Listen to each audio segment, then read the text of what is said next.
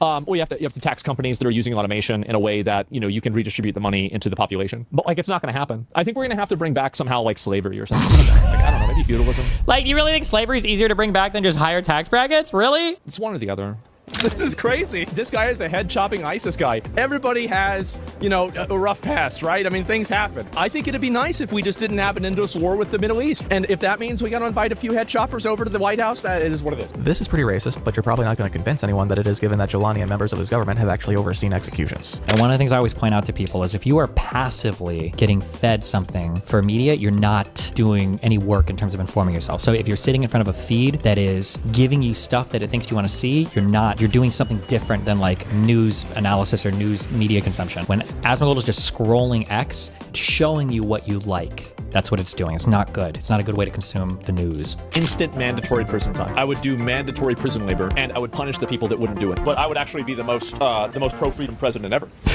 In general, there was a big protest yesterday. People broke into the Capitol building, did all kinds of bad shit. Most reasonable people look at this and view it as a disgrace. This is the Gutex. Is there going to be civil unrest today? It is about as close to a call to violence as possible. That is almost verbatim what Aragorn has said in Lord of the Rings in Helm's Deep. There's a lot of people out there. They get left behind by the system. You know, they get themselves into these like real deep conspiracy theories, right? Some people find Jesus. Some people find Alex Jones. Some people find Antifa. But the end result of all of these things is dogmatic behavior. It's a vicious cycle where like you get crazier and then more people don't want to talk to you. And more people don't want to talk to you, so you get crazier. And then more people don't want to talk to you because you're even crazier. And then you get even crazier. He just died. I think anybody who stepped foot inside that Capitol building yesterday should be charged. There is a process to changing how things are. Is it right to kill terrorists? Not without a trial.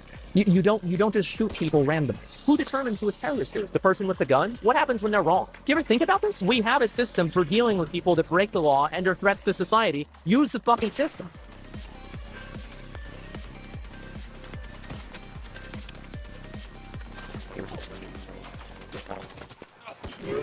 I don't even know where to begin with how to describe Asmongold to someone who's never heard of him, the dead rat he used as an alarm clock, or the fact that he's one of the biggest streamers in the world, likely because of the mindset that would use a dead rat as an alarm clock and freely admit to it. I will say that if it weren't for his politics, he'd probably be the platonic ideal of a streamer, someone who can spend hours a day enthusiastically yapping about anything. True. Video games. In a similar experience to reconnecting with an old friend. But then you hear the political takes and it becomes less like reconnecting and more like getting cornered at the high school reunion. Still, the man dominates in the streaming space with 2.2 million followers on Twitch, 30,000 concurrent viewers, and over 4 million subscribers on YouTube, despite never really changing up his core format, where some streamers will grow into new settings, bigger guests, more production value, fancier shot callers. Asmongold's brief expansions have found him ultimately reverting back to his starting point. What bits of Asmongold I've encountered myself are the clips that get passed around on social media. So I want to see whether they were a good representation of what he actually believes. I will say it's not a matter of if, it's a matter of when. Or if he's just been taken out of context all this time. And so, I watched his streams for a week, and I'm going to tell you what I learned. And if you enjoy my suffering, please subscribe to my Patreon, no obligation. Starting in 2026, I'm going to start providing more rewards there than just the opportunity to give me money, which I do greatly appreciate. He can't do a video because I'm just been playing Arc Raiders. Hell yeah. Another fucking day. We begin where we'll end, in Asmongold's attic, and much like the Shel Silverstein poem, though the house is dark and shuttered, I can see someone inside looking out. Oh. Oh, God. Oh, shit. Governor, name a VTuber without the letter B. Iron Mouse, literally in 1 second. Yeah, Iron Mouse, Fillion, Silvervale. Who is this retard? Anyway, it's got to just be engagement bait, right? It just pissed me off. I saw it, right? Well, that's true. Yeah, being fat is disgusting. But, you know, unfortunately, Twitch doesn't agree with me. If you were looking for some kind of filter between the mouth and the mind, for better or worse, you're in the wrong place. Probably should have warned you earlier, but, when do we boycott Twitch? I mean, you are right now. There are millions of dollars that get evaporated from Twitch because they have to pay for my web hosting. It surprised me to find out it's true that the web hosting for a major streamer is this expensive. However, that's a cost Twitch definitely understands and accepts, given that they've had more than one opportunity to drop Asmongold, and CEO Dan Clancy has a well-known deference for Hassan, who's on the opposite end of the political spectrum. In the lead-up to talking about Hassan's China trip, Asmon watches a video about a fancy Huawei laptop. If you search 1989, it explodes. Which segues into a conversation about his broader view of capitalism. So the U.S. doesn't practice free market capitalism? Wait, no, of course we don't. Like, I mean, not in an ultimate sense. Why would anybody? Oh God, it's a dishonest retard. I don't even want to read it. It's gonna make me mad. What? If you don't have a regulated free market, you won't have a free market. You're gonna have a few guys that get in control of it, and then now they're the regulators. Why do you think that we have to have a rule against monopolies? Do we have to have a rule against selling products for free? No, we don't really have a law against that because it's not business. It's not business efficient to do that. There are rules against setting prices too low because companies seeking to create monopoly can just starve out competition. I didn't really get a lot of sleep last night, if you want me to be honest. So I'm probably having a few misfires. They want the Chinese government to get obliterated? Well, then you should hope for the Chinese people to do that. Only the people can hold their government accountable, right? You know, we can't go and change it and then assume that it's going to get better, right? Tucker Carlson's morning newsletter mentions Hassan's trip to China. Uh-oh, look who it is. They don't speak English, right? So it's just electric talk. Asmon actually calls it out as disingenuous. This is right-wing stuff that's disingenuous in the same way that Hassan can be about left-wing stuff. Don't defend Hassan. I'm not defending Hassan. I'm just defending what I think is true. And I think that if you have to attack people based off of things that aren't true, maybe the reason is because you're actually wrong. I think that sometimes people like to misinterpret things intentionally and then get mad at them for that. The president of Syria and ex-Al-Qaeda member Abu Muhammad al-Jawlani met with President Trump at the White House, which is a sentence that would probably kill the average person from 2004. You know, they say keep your friends close and your enemies closer. And apparently that's what's happening. This is crazy. This guy is a head-chopping ISIS guy. Everybody has, you know, a rough past, right? I mean, things happen. I think it'd be nice if we just didn't have an endless war with the Middle East. And if that means we got to invite a few head choppers over to the White House, that is what it is. This is pretty racist, but you're probably not going to convince anyone that it is, given that Jawlani and members of his government have actually overseen executions. It's cheap. You just, what do you got to buy them food? Like, that's it? Okay, but that actually is racist. A lady at a wrestling show got mad at one of the wrestlers, leading to her getting forced away by him. Fat Karen versus a big-ass dude. There is no need to be going around and touching people. You don't need to be doing that. You can't understand the mind of a fat person. It just doesn't, like, there's no logic to it, right? It's Really? just, it's probably... Most of your audience must be overweight, bro. No? It's a Hello? frequent occurrence. You will not be spared. Someone posted a meme in Asmongold subreddit about Sydney Sweeney's jeans ad, if you recall that controversy. Yeah, I don't know how this happened. This was so stupid. But that's not important. What is important is Asmongold's perspective on intelligence related to someone's susceptibility to manipulation. So it's easy to take advantage of like a middle intelligence person, and it's harder to take advantage of a smart person, and it's also harder to take advantage of a dumb person. And they never question themselves, and anything that reaffirms what they already believe about themselves, they will instantly agree with it, right? And so because of that, you can prey on people's biases, and you can take advantage of them that way. Depends on how you qualify it, but generally speaking, there's no level of intelligence that immunizes from being taken advantage of or scammed, and there's evidence to say that being smarter would actually make it more likely. I want you to hold this in your mind as we go along.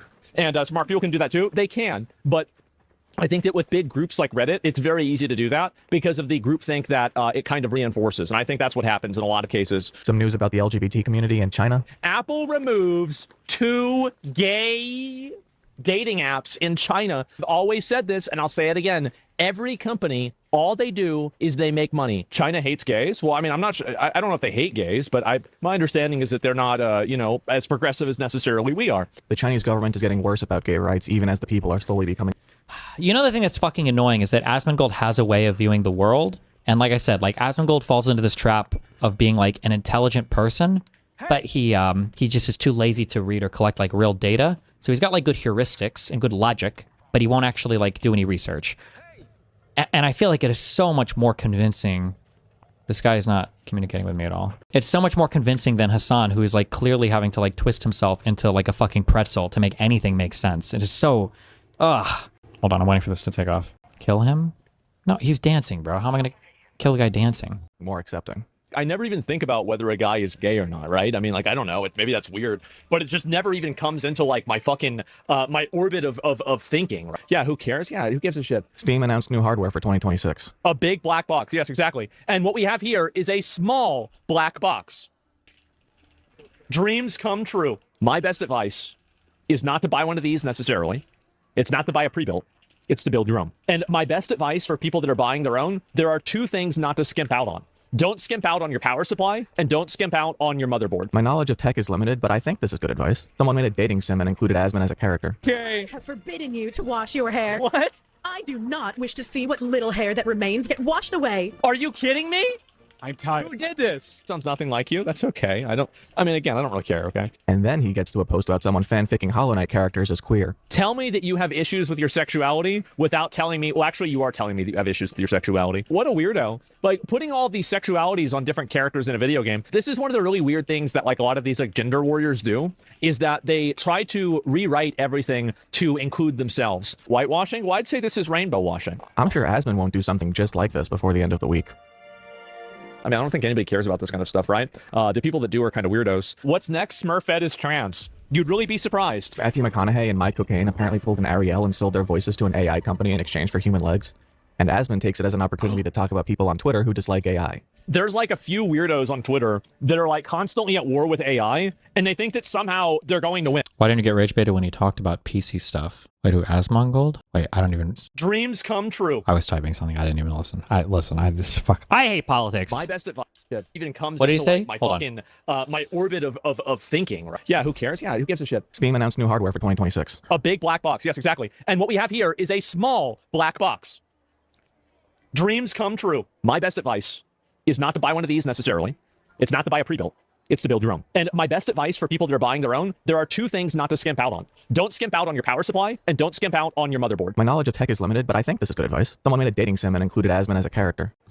Why did you make me watch this? Don't bait me on this. First thing was retarded, and the second thing was also retarded, but you might not think it's retarded because you're overanalyzing it. When you said don't skip out on your motherboard, just have any major motherboard. Most people, in my experience, well, I'm an unk when it comes to computer shit, so maybe it's changed a lot. But back in the day, most people dramatically overspent on the motherboard. Like they would always have these X chipsets or whatever else, and you could just get like the H or the B chipset and it's fucking fine. Okay. Nobody was running SLI, Crossfire, like fucking stupid shit like this. People are talking about like, I gotta make sure I got the best Japanese caps for my I don't know if I have enough VRMs. And it's like, what do you, bro? Stop. Okay. You don't need this shit. You're fine. Get a B, whatever chipset. Get a fucking small form factor case. You're good, okay? The cheapest fucking motherboard you want, and you're probably gonna be fine. Number one. Number two, when he says don't skimp on your power supply, there might be an intelligent reading of that where he's saying make sure that you're buying power supplies from reputable brands, or he's just saying make sure that you get like the platinum efficiency or fucking highest wattage power supply. Don't do that. Higher wattage power supplies have optimal efficiency curves, and if you have one that's too big, you're not even in the good efficiency range. Number one. Number two, most major manufacturer PSUs are probably going to be fucking fine. I don't know how much jitter or unreliable voltage on your 12-volt rails, whatever the fuck exists in like any major PSU manufacturer. You're probably fucking fine. Probably. But like if you want, you can always look up like which Corsair brands or not brands, which Corsair models are good or which Seasonic models are good, but like you're probably fine. The most important two things, though, which is stupid to even say, because you notice, is your CPU and your GPU. Like, that's the most important thing. Ugh, I hate night raid on this fucking map. Okay. I have forbidden you to wash your hair. What? I do not wish to see what little hair that remains get washed away. Are you kidding me? I'm tired. Who did this? Sounds nothing like you. That's okay.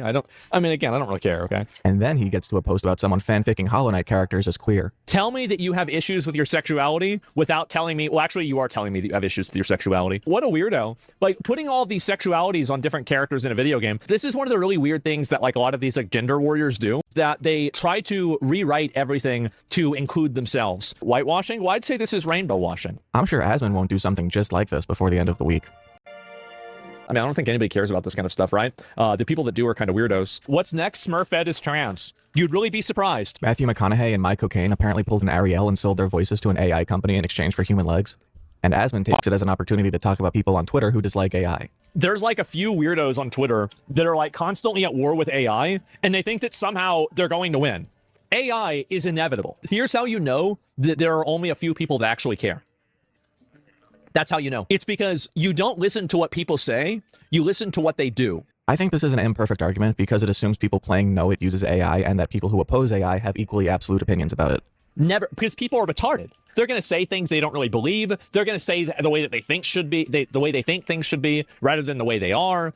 AI is a massively positive and massively popular thing, and don't let a handful of furries on social media convince you otherwise. A Moroccan immigrant in Portugal mugged someone, which is proof that Europe is being overtaken by criminal foreigners who all need to be removed. I would never want to go to Europe to vacation. Europe.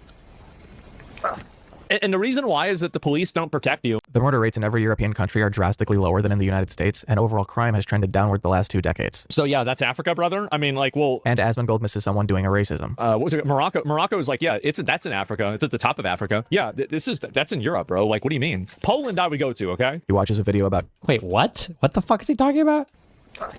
And the reason why is that the police don't protect you. The murder rates in every European country are drastically lower than in the United States, and overall crime has trended downward the last 2 decades. So yeah, that's Africa, brother. I mean, like, well, And Asmongold misses someone doing a racism. what was it? Morocco is like, yeah, that's in Africa. It's at the top of Africa. Yeah, that's in Europe, bro. Like, what do you mean? Poland, I would go to. Okay. He watches a video about China making robots. I mean, we are obviously going to make robot slaves that do our activities at home for us, and I think that's a good thing. By the way, this is a great thing. Now, instead of because we won't have to bring back slavery. A lot of people have been talking. There's been a lot of excitement about bringing back slavery. Who said that? It seems like we won't have to because we're going to have robots instead. And I don't know what we're going to do with all those people. Maybe we'll just have we're just going to kill them. And a clip of people making Lord of the Rings jokes about racial crime statistics. Actually make up 13%. No.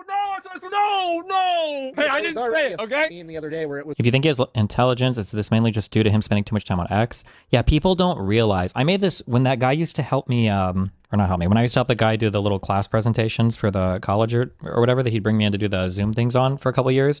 He would ask me about like media consumption. And one of the things I always point out to people is if you are passively getting fed something for media, you're not doing any work in terms of informing yourself. So if you're sitting in front of a feed that is giving you stuff that it thinks you want to see, you're doing something different than like news analysis or news media consumption. When Asmongold is just scrolling X, it's showing you what you like. That's what it's doing. It's not good. It's not a good way to consume the news. like, the Shire's losing population. Should the hobbits more? Should we import goblins? And that allows me to segue into a story about actual immigration. Greece is trying to test immigrants to confirm their ages. One aspect of it, which supersedes the others, is a wrist x-ray that doctors have criticized as having up to a 2-year margin of error. And opting out automatically lists you as an adult. So there's no way to know if these numbers are accurate. What the fuck? Only 10 were actually kids? Ugh. So that means they're going to end up being sent to a high school with kids and they're an adult? Only if they're going to star in a CW show. It's always like that? Yeah, that's why you can't let them in.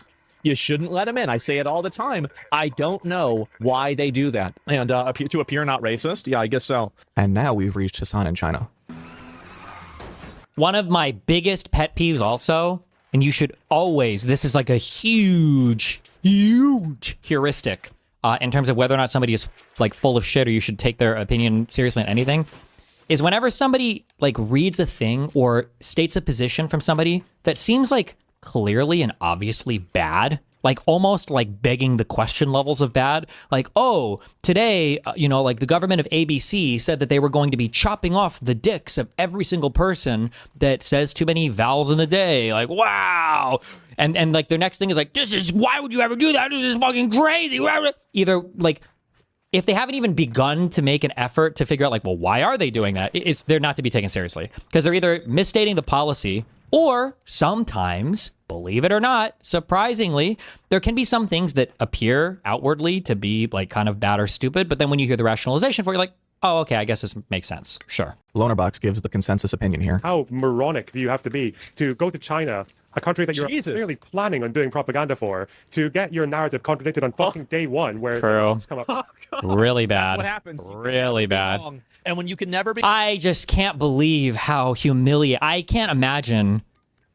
This is like a worse than a pirate software moment. For Hassan to go to China and day one get media censorship, like some of the things that Hassan says on stream are just so also beyond shameless. Like when he's like, guys, censorship, guys, come on, it's just social media.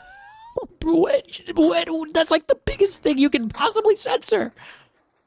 wrong, you end up never being right. Hold on to that one because it's time for Trump and Epstein, with the emails released by Democrats after the government shutdown ended. Dean Weathers says the new Epstein story is 100 times bigger than Watergate. That's way bigger. Asmon's perspective is that Trump is in the wrong. He probably didn't do anything, but both parties are bad, and the emails Democrats released are misleading, which means Trump is bad, but he isn't a pedo. If that sounded confusing, let me massage your brain until it is comfortably smooth. Asmon says he's willing to believe that Trump is implicated in Epstein's crimes if there's evidence, but he's not willing to accept the evidence. Here's Asmon's reaction to the revelation that Trump spent time with the victim at Epstein's home for several hours. That doesn't mean that he knew that the person was a victim at all. Like, just because you interact with somebody that was a victim doesn't mean that you know of what happened to them. Trump in this email, a quote, dog that hasn't barked by Democrats. Great. Oversight. It's interesting that he agrees with the release of the emails as a tactic to pressure Trump to release the files, even as he doubts their legitimacy. I'm glad this came out, even though I think that there's a high probability that it could be fake, misleading, or misunderstood or misinterpreted. Yeah, I think they should release everything completely unredacted besides victims' names and obviously photographs that could be problematic. Oh, it could make somebody look bad? Too bad. You shouldn't have gone to an island with a pedophile. But like, if you know who the victims are, you know who the survivors are. Obviously, you word filter searched the name Trump. right? Can't you just do that for the victims and then just omit those two? The process of redaction is much more intensive to guarantee there's no way to retrieve information that's removed through various recovery techniques in the paper and the data. I don't think there's hard evidence that commits Trump to doing anything weird with Epstein. If there was, I think they would have already released it. And if there is, I think that there is as much, if not more, hard evidence against Democrats doing it too. So coping so hard? Well, I'm not coping. I'm just being logical. I don't care. If Trump was in the Epstein files, I would want to know about it. My conspiracy theory is that I think that both parties have a piece of the Epstein files. And because of that, they don't want to release it because I think there is a third party. My opinion is that the most likely candidates for that third party are Israel, China, Russia, in that order, that have the entire Epstein files. And if these files are released in a partial amount, they will then be released by this foreign third party in their entirety. It's always Israel. At this point, no, I don't think I'll ever actually be numb to that. These mails are nothing new. They were already released in 2024. These emails were not released in 2024. Separate info from the Epstein case was ordered unsealed by a judge in 2023 related to a Ghislaine Maxwell defamation case, but did not contain much information not already known to the public. Virginia Giuffre has testified multiple times that President Trump did nothing, and she never even saw him at Epstein's house. Additionally, Greg Price, whose Twitter he's looking at here, is a conservative journalist who got in trouble in 2022 for editing the audio of John Fetterman in his Senate debate to make his ability to speak sound worse, which is the exact same criticism Asmon has of these emails for their redactions. So it's bullshit? Wait, what? You can tell that he's lying by his eyebrow, like some merchant or something like that that's going to sell you snake oil. I don't understand it. It's obviously not a White House cover-up. I mean, was Biden covering it up for 4 years? Biden wasn't covering up the case. The case was still open for Ghislaine Maxwell's trial until her last appeal was denied in October of 2025. He did not have the authority to intercede in the case to reveal the evidence, and doing so could have given Maxwell grounds for an appeal. I mean, what are we talking about, a White House cover-up? I mean, if anything, I feel like Trump is really kind of a piece of shit. It's like if you can't even find any evidence of Bill Clinton and Prince Andrew, like why are you going and dragging their name in the mud by saying this if you can't even prove it? That's crazy. The problem is that we can all sit around and theorize on a reason. Yeah. But we don't really know what the reason is. Oh. That's the truth. Nobody really knows. And I think that's why nobody trusts him. There's a difference between the standard of evidence to convict someone of a crime and the standard necessary to recognize with reasonable certainty that until exonerating evidence emerges, the most likely explanation is the correct one. I doubt Asmon would say that O.J. Simpson didn't kill 2 people just because the glove didn't fit. Asmongold reads the GOP Oversight Committee's Twitter response to the Democrats and uses their reasoning to dismiss the emails. So they released something that was already unredacted, and then they re-redacted it again, and they're trying to think that it's new. Are you seriously? Are you seriously? Oh Are you seriously, guys? No way. And the fix is in. If you are intentionally redacting a name that was previously unredacted publicly, what? You're doing that because you're trying to mislead people. I'm going to put a pretty big if at the start of this just because I might be misinterpreting what I've seen. And this isn't about the victim herself, but what as... Also, just as a quick thing, maybe this guy will bring it up. I don't know. It's just because I hear so much stupid fucking shit spoken about when it comes to redactions, when it comes to classified information. A lot of stuff can be retroactively classified. Like that is a possibility that something comes out and then later on there's a decision made to upclassify something. I don't know if that's a term they use or not, but you classify something that wasn't previously classified. Like this can happen. So it could be that a new thing is released that has redactions that maybe weren't redacted in a prior thing. It doesn't necessarily mean something wrong has happened. There could also be errors in terms of who is redacting it, although that shouldn't happen. And then I guess you could have people maliciously redacting stuff. That could happen as well. But it doesn't necessarily mean something bad has happened. I don't even know if there were things redacted here that weren't redacted before or what, but just as a heads up on that. Asmongold is saying about these emails. If I've read what Virginia Giuffre has said correctly, she claims to have only interacted with Trump at Mar-a-Lago when she was employed there and a couple of times at parties, and said nothing bad happened between them. However, the emails released suggest that she talked with Trump for hours at Epstein's home, which would contradict her testimony. Giuffre isn't alive to correct the record, but if Democrats were willing to lie, as Asmon suggests, it would be to their benefit to leave the name unredacted, as it would undercut the testimony frequently cited to say that Trump did nothing wrong. But they didn't, at the wishes of the family who have condemned Republicans for revealing her identity and not Democrats for being dishonest. I won't speak to the rest of the sexual assault accusations against Trump, because even if they relate to the broader context of Trump's relationship with Epstein and how you should interpret these emails overall, I think that might widen the focus too much from what these initially released emails say specifically. I think people aren't really understanding what happened here. The victim might be afraid. She's dead. She said that she didn't have any problems with Trump and Trump was fine. She went on record and said that. Again, these emails contradict her testimony, not the other way around. So the reason why they redacted her name is because if they didn't redact her name, it would have shown, obviously, that this is the person that had already cleared Trump of wrongdoing. And again, it would have been more beneficial for Democrats to leave the name unredacted, but they did it anyway per the wishes of the family. Why is Trump not releasing all of it? I think that is a great question. That is an incredible, amazing, great question. And I think people should be asking that all the time. Asmon will not consider whether this conclusion might be based on where he gets his news from. He solved his problem with the corruption. You don't. The reality is that this problem will probably never go away. We will find out the nature of the Epstein files when we are on Social Security, if Social Security still exists by then. Good one. Because this is never going to go away until everybody that was involved and everybody who was even involved secondarily is dead. And I think even then, we won't really know what happened. And do you not feel bad for telling people to vote for him? No. King. No, he's done a lot of things that I agree with. And he's also done things that I disagree with. I feel so exasperated watching this because it feels like I should be trying to convince Asmongold to change his mind about these things. But if he comes away from hearing about these emails still thinking that Trump is preferable as the most powerful person in the world, I don't know what else I could say. But I think that both of them are inadequate candidates. That's why I didn't vote for either one of them. Even though I am much more aligned with Trump, that doesn't mean that I totally agree with AKA, too lazy to go and vote. Dave, King. So Asmon thinks that Trump is the lesser of two evils. What would Asmon actually want if he were president? I would want to use the military to deport every illegal alien in the country. I would want to bring back insane asylums and put crazy people in insane asylums. And I would reduce foreign aid by about 80%. Maybe not 100%. The goal would be 100%. What are these numbers? The would be 80%. I would Just random. remove any illegals from the census as well. Illegal aliens are on the census because otherwise resources would get misallocated, and areas with illegal immigrants wouldn't receive enough to provide for those legal status either. I would even take people that were residents of the country, if they were not net positive taxpayers and they were not performing an essential job, Jesus. deport them too. This would basically trap immigrants already in America in their jobs, leading to greater abuse, while also being ignorant of historical data that shows immigrants yield greater returns on their labor than what they cost to take care of. Oh, I'd add 2 additional tax brackets for people that are wealthy, for people that are making above $5 and $10 million. That is a good idea. Oh, I would double the amount of the money that we put on policing. Functionally useless, but it'd probably feel nice. The issues with policing aren't directly correlated to funding. They're related to excessive force, corruption, and overall relationship with the population they are entrusted with. I don't know about that one, Chief. Instant mandatory prison time. Even if you stole a paintbrush. I don't want to live in a world where people steal. I don't want to live in a world where there's violence. I think I'd have to look this up again. Somebody can fact check me on the subreddit. Is there a person? Oh, I think like policing is one of those like very, I think hard to deny, very boring. It's like an IQ thing, very like boring, very obvious correlation where like when you put more police in an area, the crime tends to go down. You might make some more arrests or whatever, but like victimization service and everything else, like when you police an area more, the crime tends to go down. I think it was a pretty obvious, pretty basic thing. There might be some areas that are over policed and more money wouldn't help, but in general, like almost everything in the U.S. is kind of like underfunded at the moment. So hostility, aggression, and turmoil. So just put them in jail.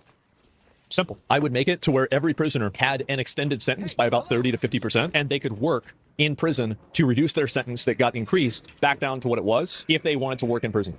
And I would do mandatory prison labor, and I would punish the people that wouldn't do it. This is a violation of the 8th Amendment for cruel and unusual punishment, the 13th Amendment because it's not punishment for the crime they're in prison for, the 14th Amendment because it's a violation of due process, probably the 5th Amendment for double jeopardy, the 9th Amendment just because it's fun, and the 10th Amendment because this isn't a power specifically given by the Constitution to the president, unless in this hypothetical he managed to get this through Congress. Would you be president? Would you be authoritarian? I mean, I think people would say that I was, but I would actually be the most freedom president ever. Wouldn't reducing the root problems that result in people stealing prevent people from stealing instead of just adding more people to the prison industrial complex, which is trying to make them repeat offenders?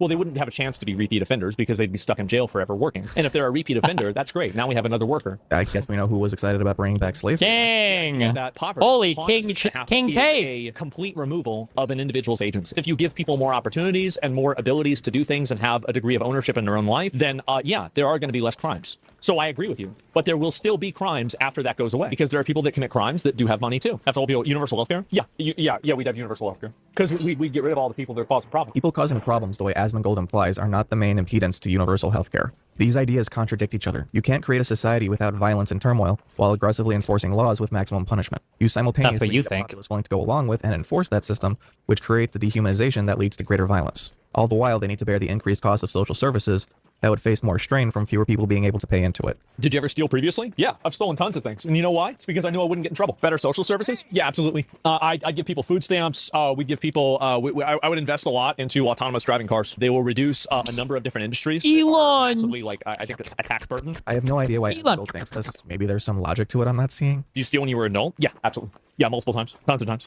Wait, but then why? Wait, what was social parasites? Citizens can be freeloaders. What was he There are stealing? going to be social parasites, and there are going to be useless eaters. Wait, what does he consider stealing? Do you mean like pirating or? That's fine. We're always going to get some of those. That's the way it goes.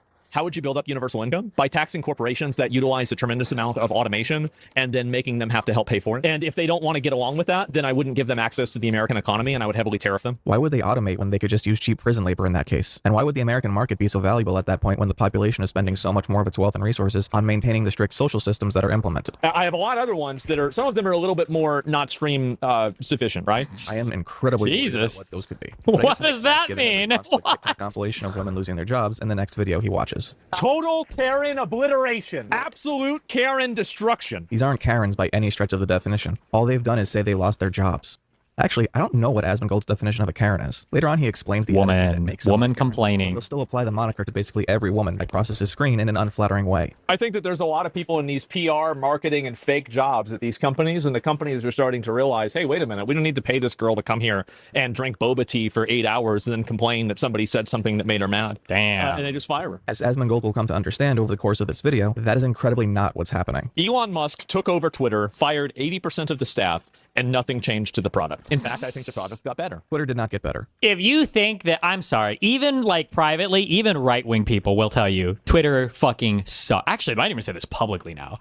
Everybody acknowledges that Twitter is basically a broken platform. You can fire off tweets kind of like into the wind or whatever, but so much of the website is like botted. So many of the comments are like bots responding to bots, and like the DMs are all completely fucked.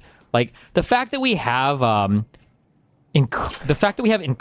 DM. When they say encrypted DMs, what does that even mean? Like like that somebody at Twitter can't read them? Is that the whole point?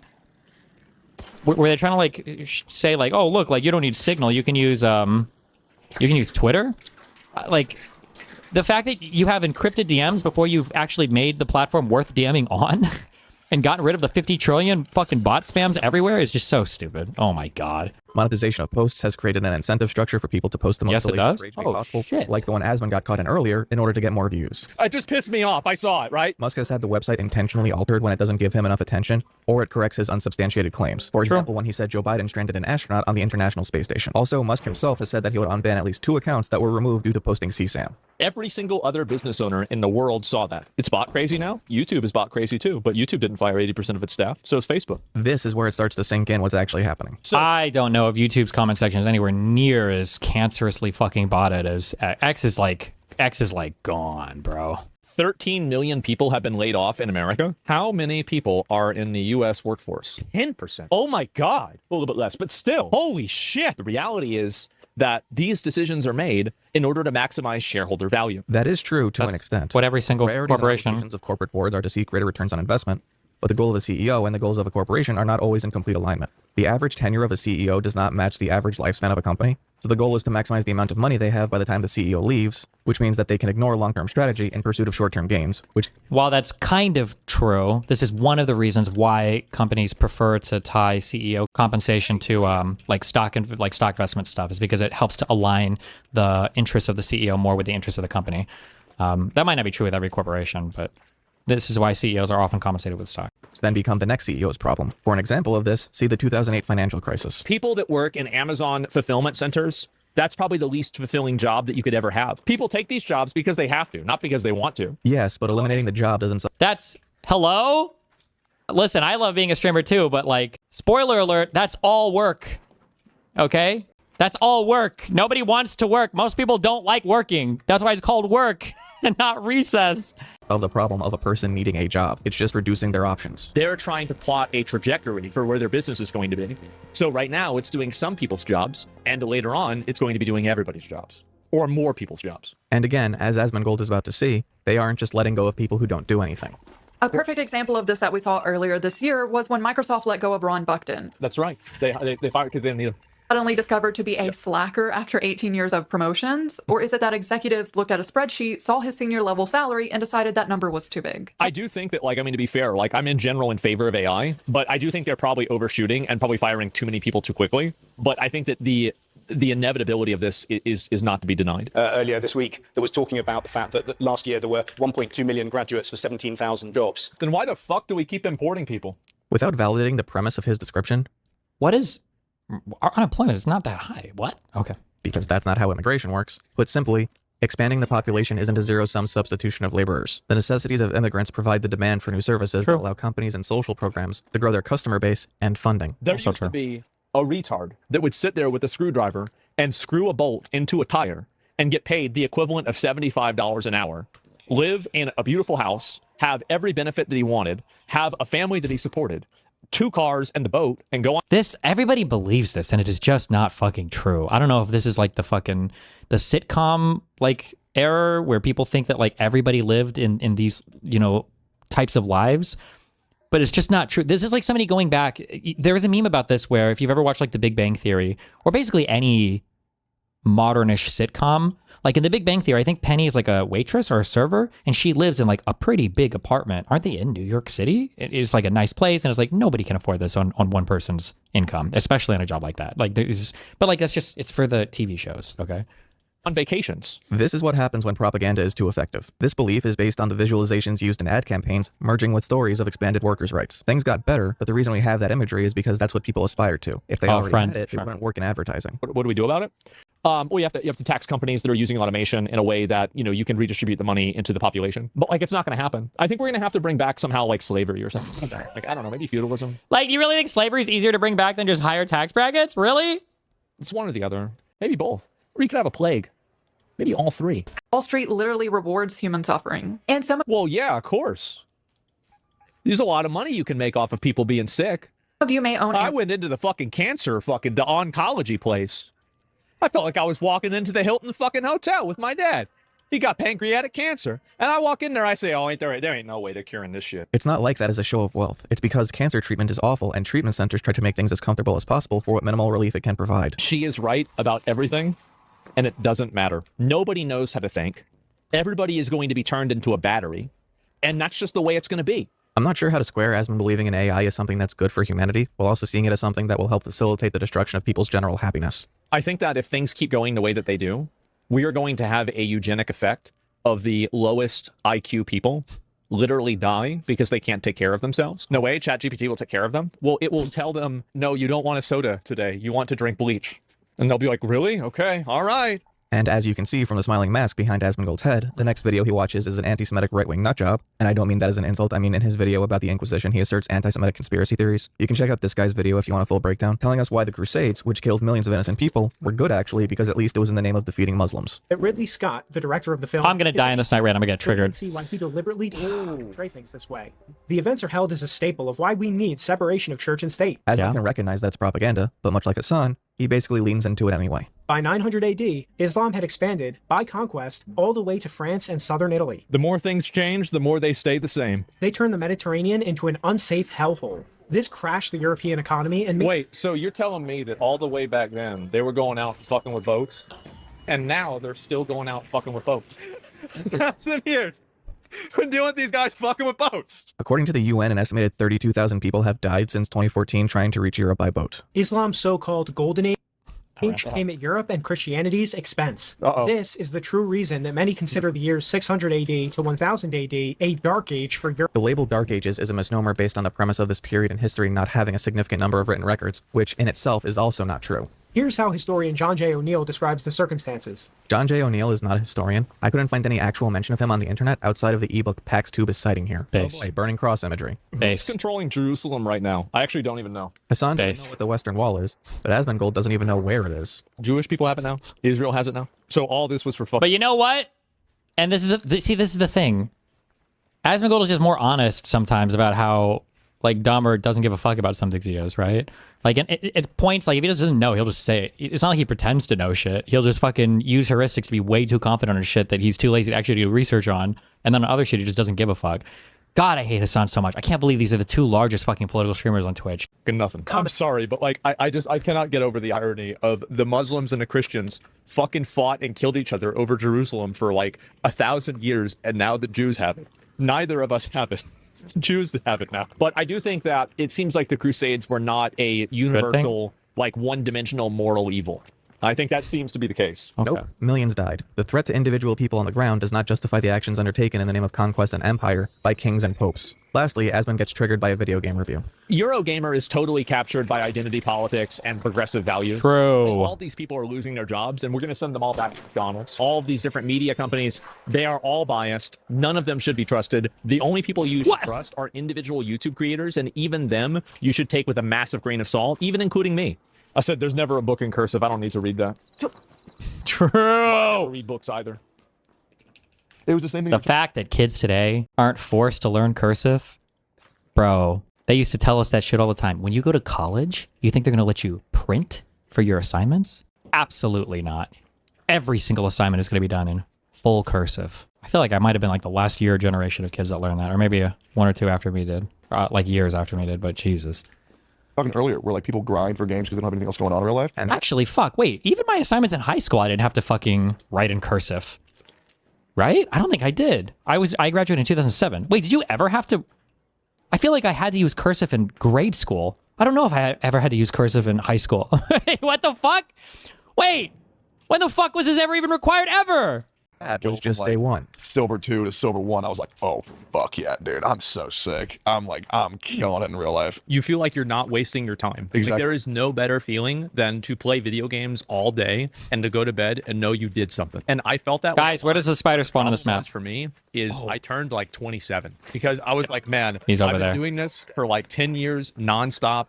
And my friend just got married, and my other friend has a job, and I have I've got this new mount, you know, it's pretty cool. You said a quote years ago that really fucked me up. You're on Facebook, and you see all these middle-aged women, posting about the Minions movie, taking their kids out to the movie theater, and then you realize those middle-aged women were your classmates in high school, bro. It's a real reality check. I had to lay down after that one. Yep. Yeah. And well, I think that also, like, a lot of these games, right? I mean, they do kind of, like, they're super cheerful. They're really happy. And so I think that they do have, like, a big appeal to people that are kind of, like, feeling empty or they don't really have something going for them in real life. And then so they play these games and it makes them feel better.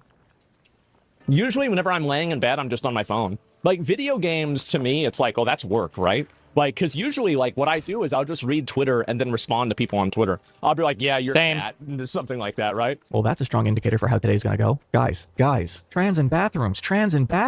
And fat people. ATSTs.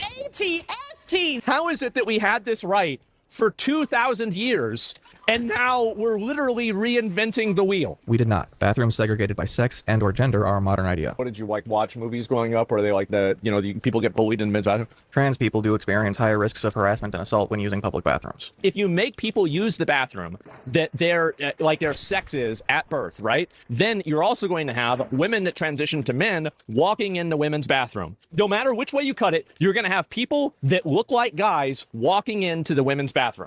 That is correct. The best solution is just to have a third fucking bathroom. While this notion is common, Why not just fucking, who the fuck cares? Oh my god. Trying to push trans people out of public life altogether, and trans people wouldn't be any safer because the very premise makes it easier to identify them. The issue isn't trans people. It's people willing to harass others based on assumptions that aren't even correct a lot of the time. But maybe they're all just Karens, right? Like, ultimately, bathrooms are supposed to be like gender safe spaces, right? I mean, generally. That was the original justification for sex segregated bathrooms when they were established, because men didn't know how to handle women in the workplace because they believed they belong in the home. This would have never happened if Or we couldn't vote. sexually assaulted. Man, so true, brother. So true, absolutely. And that was the original mindset. Like, I don't think the world has to become comfortable with these people. I think these people have to be comfortable with the world. There's a slim degree of truth to this, insofar as pushing for rights is a slow, painful process. But the same can be said in the exact opposite direction, that personal discomfort is not broad justification for exclusion. The streamer Valkyrie had a minor controversy over her wardrobe. Like, I wouldn't wear, if Balenciaga sent me something, I would wear it. I thought it was comfortable, you know, or I like Valkyrie's statement here was hilarious. You get all these strings attached to you, bro. And you get enough strings attached to you and you become a puppet. Said high-priced merch is the way to liberate retarded people from their money. Yeah. I think Asmon just indirectly called her the R-word. Hassan's back in China again. Okay, what is he wearing? I don't know what nobody knows. He's in another country, but I'm still on his mind. What can I say? It's because I play video games a lot, and I play their video games a lot. What I think is even funnier is that a lot of my viewpoints on the way video games should be made and the types of things that should and should not be included in video games. Do you know who agrees with me on that a lot? Your mom? Chinese people. No, it's the Chinese government. They killed the As spider. Amy pointed out, media is heavily regulated and censored in China. Well, but they put people in work camps and they harvest their organs. So? And I said, I already like them. You don't have to convince me. So Asmongold's logic is Europe is bad because the cops don't do anything. China is good because work camps and organ harvesting. I don't know if they do or not, but either way, it's pretty edgy. While watching a Steven Crowder video where he mentions Asmongold, we get to hear his policy on lying. I hate lying to people, to be honest with you. I love deceiving people, but I hate lying. So I love telling people the truth and making them believe that it's a lie, but I hate actually having to lie. I feel like it's like cheating. Because like there's like the game of deception. People are like, well, you wouldn't eat a dog, would you? I'm like, I'd eat a person. They're like, you shouldn't have said that. I'm like, yeah, probably not. But it's true. Okie dokie. Go on a show? Maybe one day I will. You do not need to go on Steven Crowder's show. And I don't like actually saying A is B, but I would maybe say, you know, a lowercase a is capital A, right? Because I feel like that's a little bit more exciting for me. It's more entertaining. It's more engaging. Following another conversation about gay people in China, Asmongold looks at the trailer for the new Black Ops. I've heard Call of Duty actually sucks dick. Asmon has his own idea for what Call of Duty should do in its next game. So I told you guys they should have gone with my 9/11 idea. They should put Bill Clinton, Jeffrey Epstein. Okay, we're done listening to that. I would have the people jumping out of the building. Thankfully, Asmongold has the right idea about what age of consent means. 18 is barely legal, and 15 is under that by like 3 years. Like, doesn't she see, like, I mean, that's clearly not, that's not even barely illegal. That's just illegal. Most of America is 16. Well, it's not 15. Like, what are you even talking about? You're not even arguing. That could be what you're saying too. Like, I don't even, what? 15-year-olds today are less mature than they were 40 years ago? Well, yeah, of course. You know, if you look at history, people very, very commonly, for like 99% of history, had kids before 18, okay? This is an established fact. Everybody knows this. Another common misconception based on education that centers primarily on the ruling class. It was not that common, relative to our modern understanding of sex education and contraception, to have a kid before you were in your 20s. There are obvious health risks involved, but also the fact that whether you were a boy or a girl, odds are you were living on a farm, and farms demand work. But he has the exact wrong idea about why this conversation is happening. Is that they think that Megyn Kelly is trying to create a future, like a future argument for why it's okay that some political person she was attached to Trump was in a relationship with a 15-year-old. It's Trump. That's, I think, kind of that's why I think people are mad about it. I don't really see a reason for it. There's no purpose. It's totally counterproductive, and it doesn't help her in any way. Now we're forced to hear about what Asmongold thinks of the Super Mario Brothers sexuality. Like, Bowser is super rich, he's really powerful, he's huge, and then Princess Peach always just happens to get kidnapped by Bowser. Are we really believing that? Yeah, she wants that big lizard dick. I'm just saying, guys. Yeah, Mario's getting cucked. He is. Mario's getting cucked. That's why I said that you could prove Luigi had a bigger dick than Mario. Princess Peach is always getting kidnapped by Bowser, but you never see Daisy getting kidnapped. I prefer Hornet being gay to this perversion. Activision released a statement about AI usage in the new Black Ops, and you'll never guess what Asmon's perspective on it is. If you are one of these dick-sucking retards that likes to complain about AI and, oh, AI's so bad, I hate AI, I'm against AI, AI's so horrible, you know what you're going to be? You're going to be a dick-sucking retard for the rest of your life. And can I just say, the worst fucking thing about fucking AI is how many of you fucking retards get so ass-pained about it all the fucking time. Oh my god, I cannot wait until the AI shit is more common so that every single fucking time a new thing is posted, you fucking retards aren't scurrying to those, this is AI, I think this is fucking AI. Like, bro, who the fuck cares? Move the fuck on. Is it good content or not? Get it the fuck out. Oh my god. Everybody is just going to laugh at you more and more and more. I'm starting to think that people being gay actually crosses his mind a lot, whether or not he's actually into it. Yeah, where's all the women, guys? This game must have been from a long time ago. You know what's so fucking insane? Is the fact that this actually happened. You guys ever think about that? That's crazy. Like, this shit actually happened. Asmongold really knows how to sound like a stoner even though he doesn't do drugs. It's actually so sad how badass video games used to be. And I'm just going to say it. What? These were games that were made by guys for guys. Are you ready for Asmongold to turn his gamer brain up to 11? This is gaming used to be good. Wait, what? You have these video games that are made to just be slop that's enjoyable to everyone. Bruh. Not to knock any particular type of game, okay? Not to knock any particular type of game, because I think all game genres are beautiful. I've played games across a ton of different genres, but my brother in Christ, you grinded mounts on World of Warcraft for like 20 fucking years.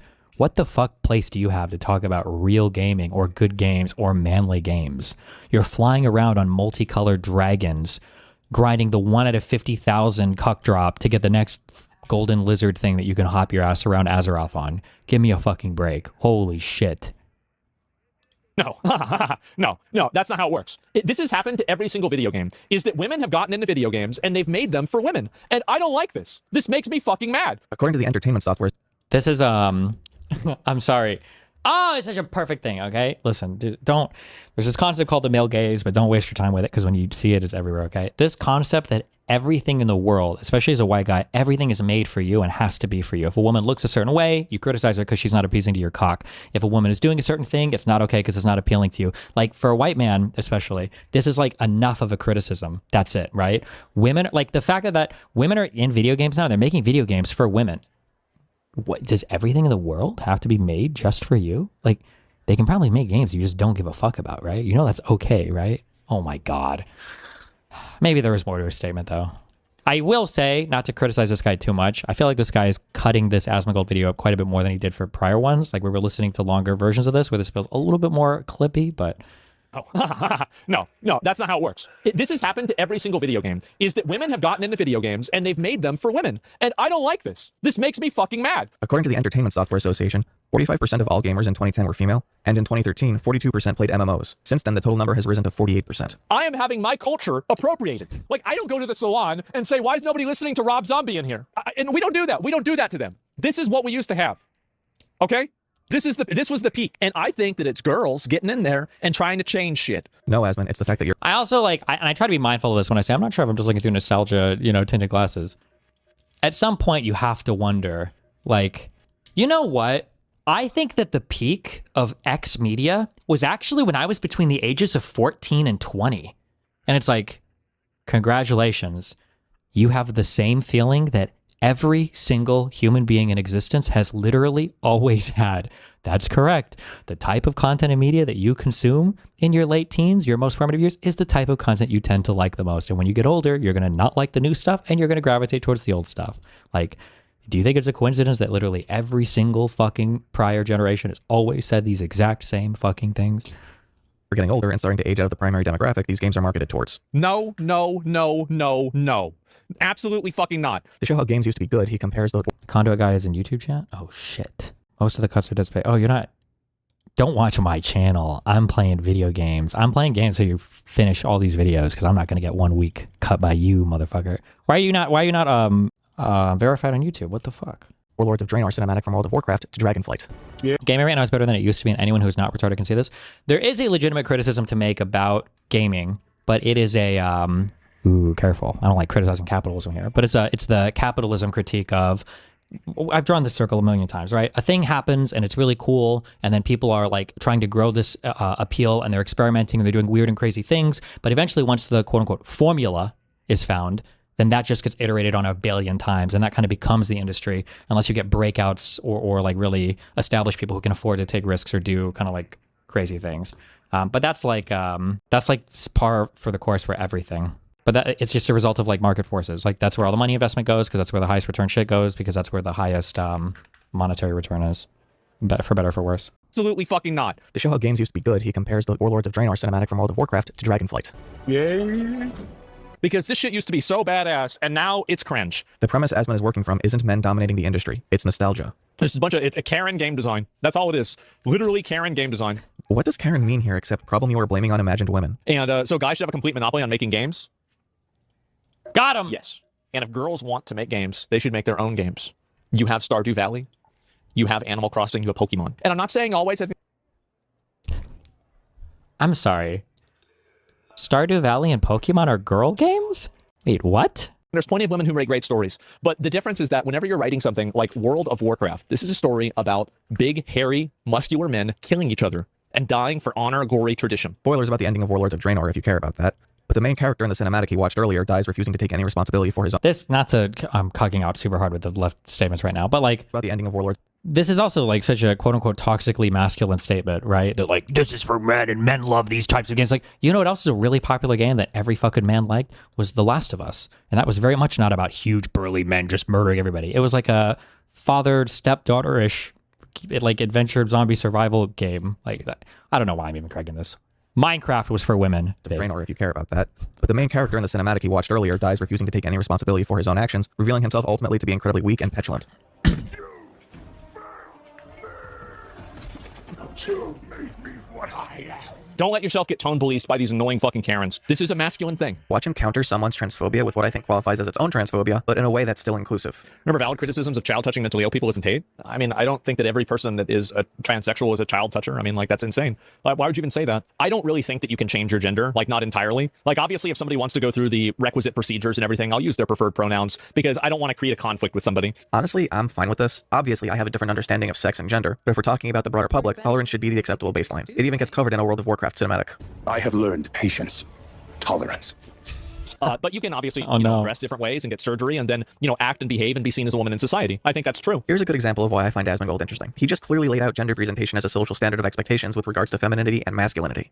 But even with that understanding, he falls back on gender as a binary because biological delineations between men and women, even though trans people aren't even trying to take that away. In the simplest terms, without trying to step on people's personal definitions or present as an expert myself, it's just people who want to exist at certain ends of the spectrum between masculinity and femininity and be recognized as such. So really, I don't know why there's such a weird distinction for people to have, right? And there's no point to being mean, I agree. Yeah, exactly. The reason why people get hyper obsessed with trans stuff is because it's always being put in their face.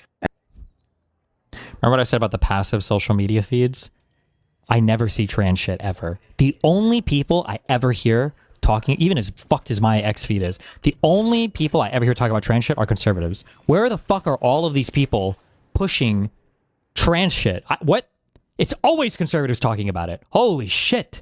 And if I had to guess, I would say the reason this is an issue that comes up a lot for Asmon is that his regular news presents it to him as being one. So they see a new show comes out and there's a trans character. Trans people are like 0.6% of the population. Are there even famous liberal trans? Is there a famous liberal trans protagonist? Because I feel like all of the famous left-leaning, all of the famous, like the famous trans people are just antagonists for conservatives. So like people might look at the swimmer person, but she's only a popular person because the fucking Riley Gaines girl, that's like her primary fucking antagonist in her life. Like that's the only reason why people even fucking know about this person as much as they do.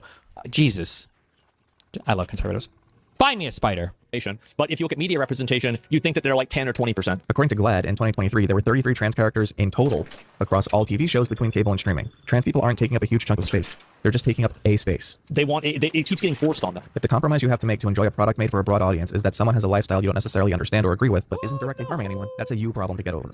Now it's Irrelevant's turn to have his reaction to Lonerbox's reaction to his son's reactions reacted to by Asmongold. The thing that everybody accused him of doing with Israel, which is like some paid propaganda, social credit. Every Jew is being paid by Israel to promote Israel. I learned this on Instagram Reels. While I don't think Asmon is being serious, I have concerns if his Instagram algorithm is feeding him anti-Semitic posts.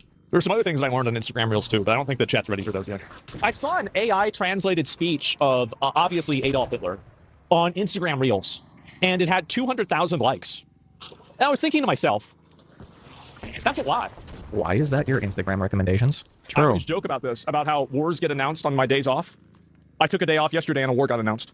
How does this keep happening? Knowing that, let's see what Asmongold's reactions to the bombings in Venezuela are. Now, do I totally agree with the regime change? I don't know really if I do or not. I mean, I don't have a strong opinion on it one way or another, to be honest with you. Like, I'm not totally against it, though. Only the people can hold their government accountable, right? You know, we can't... Why does he see me through the grass? It's going to get better, right? If their economy is built off of basically sending illegal drugs to our country, then it is our problem. The Venezuelan economy is built on oil. Once again, propaganda takes its toll as Asmon wonders why the military has such a hard time with forces that are seemingly insignificant in comparison.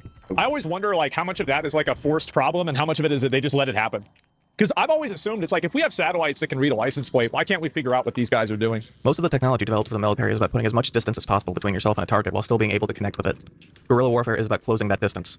And like, my opinion is that, like, with the Vietnam War and with the Iraq War, is that we were not there to win. We were there to continue fueling the military-industrial complex. I think if we had tried to actually accomplish any one specific goal there, it would have happened extremely fast. This would require a much longer explanation than I'm equipped to provide here. But basically, the problems our military faces in extended conflicts are not limited to what we can or can't. He didn't even die. I think that if he starts a war over there, I think that most Americans probably won't really care that much as long as soldiers aren't being sent over there. If Trump unilaterally and unconstitutionally decides to throw the U.S. military at a country, regardless of whether any soldiers are in immediate danger, people are going to care. Not in the Western Hemisphere, not in our backyard, because that destabilizes trade, it destabilizes economies. It's the security of the United States at stake here. Thankfully, that's the last political story he covers before he gets to the new video game where wins meet. You know, I've never actually seen Asmongold play a video game. I wonder what it's like. Oh boy. Not eating food is really OP in terms of losing weight. Listen, I'm not an expert, but I think Asmongold has an eating disorder. You're just like those girls? No, I'm not. You just don't eat food. That's easy.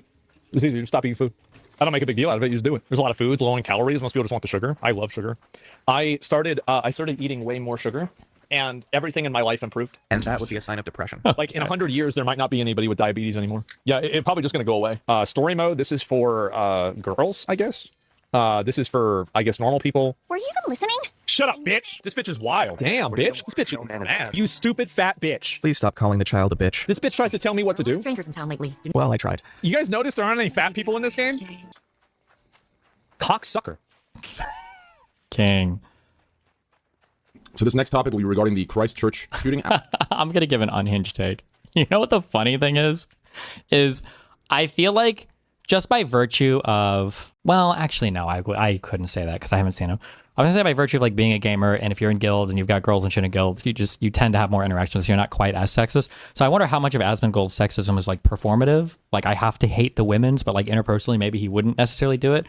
I feel like for some reason he has the demeanor of somebody who wouldn't be like interpersonally sexist. Whereas I feel like Hassan is like the exact opposite. Like he tries to be outwardly like sometimes progressive depending upon his thing or whatever. But like Hassan is very clearly still like hardcore in his like frat era mentally in terms of how he views women.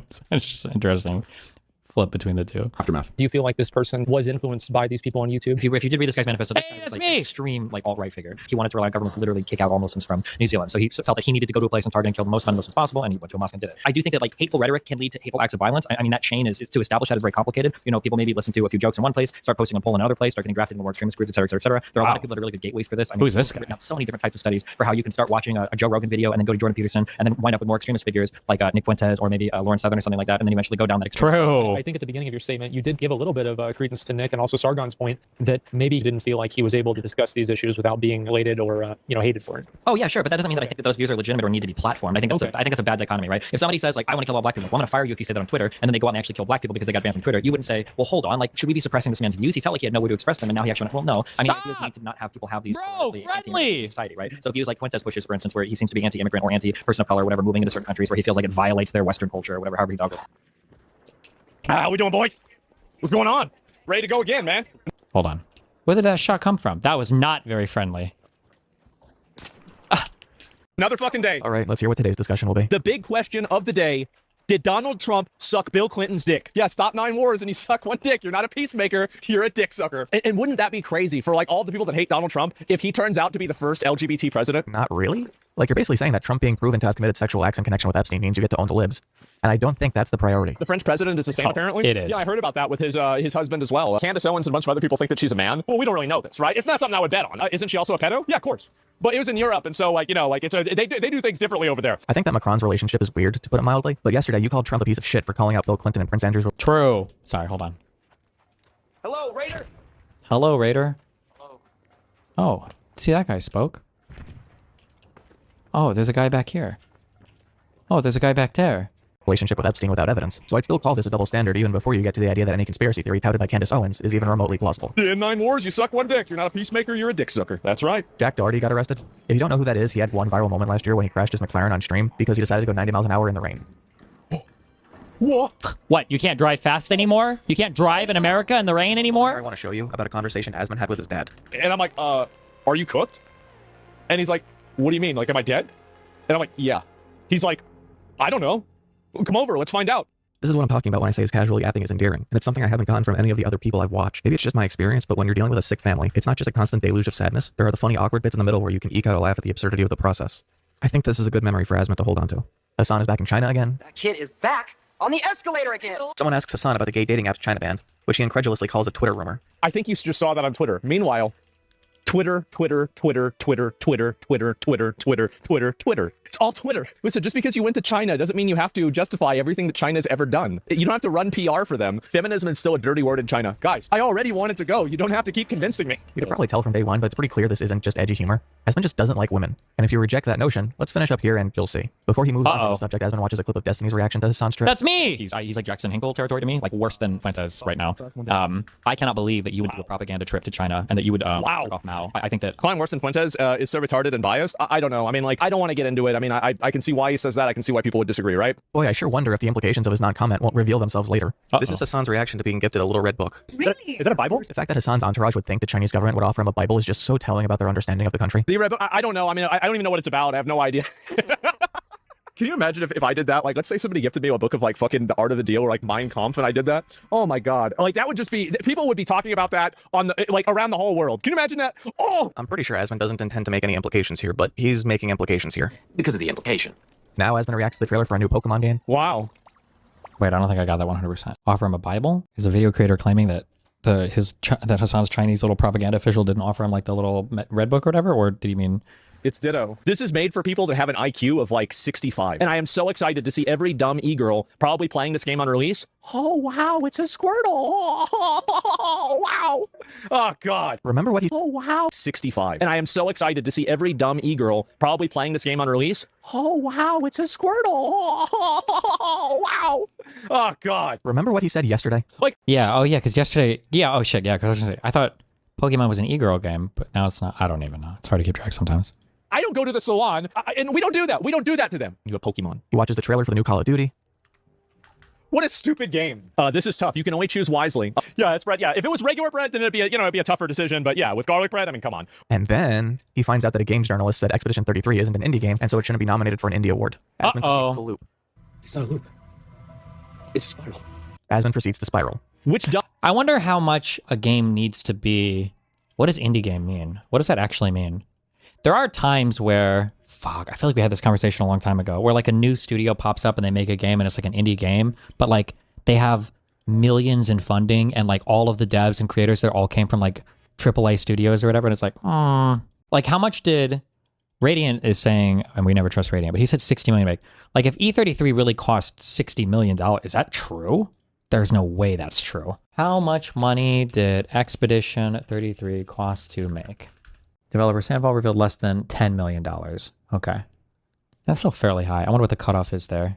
It used to mean no publisher. Yeah, but who cares, right? Everything's released digitally these days. Dumb retard idiot said this. Where's the dumb retard idiot that said this? Uh-oh. You idiot. You fucking moron. Uh-oh. Carries over into anger at the Indie Game Award in general for being woke. Uh-oh. Now you've done it.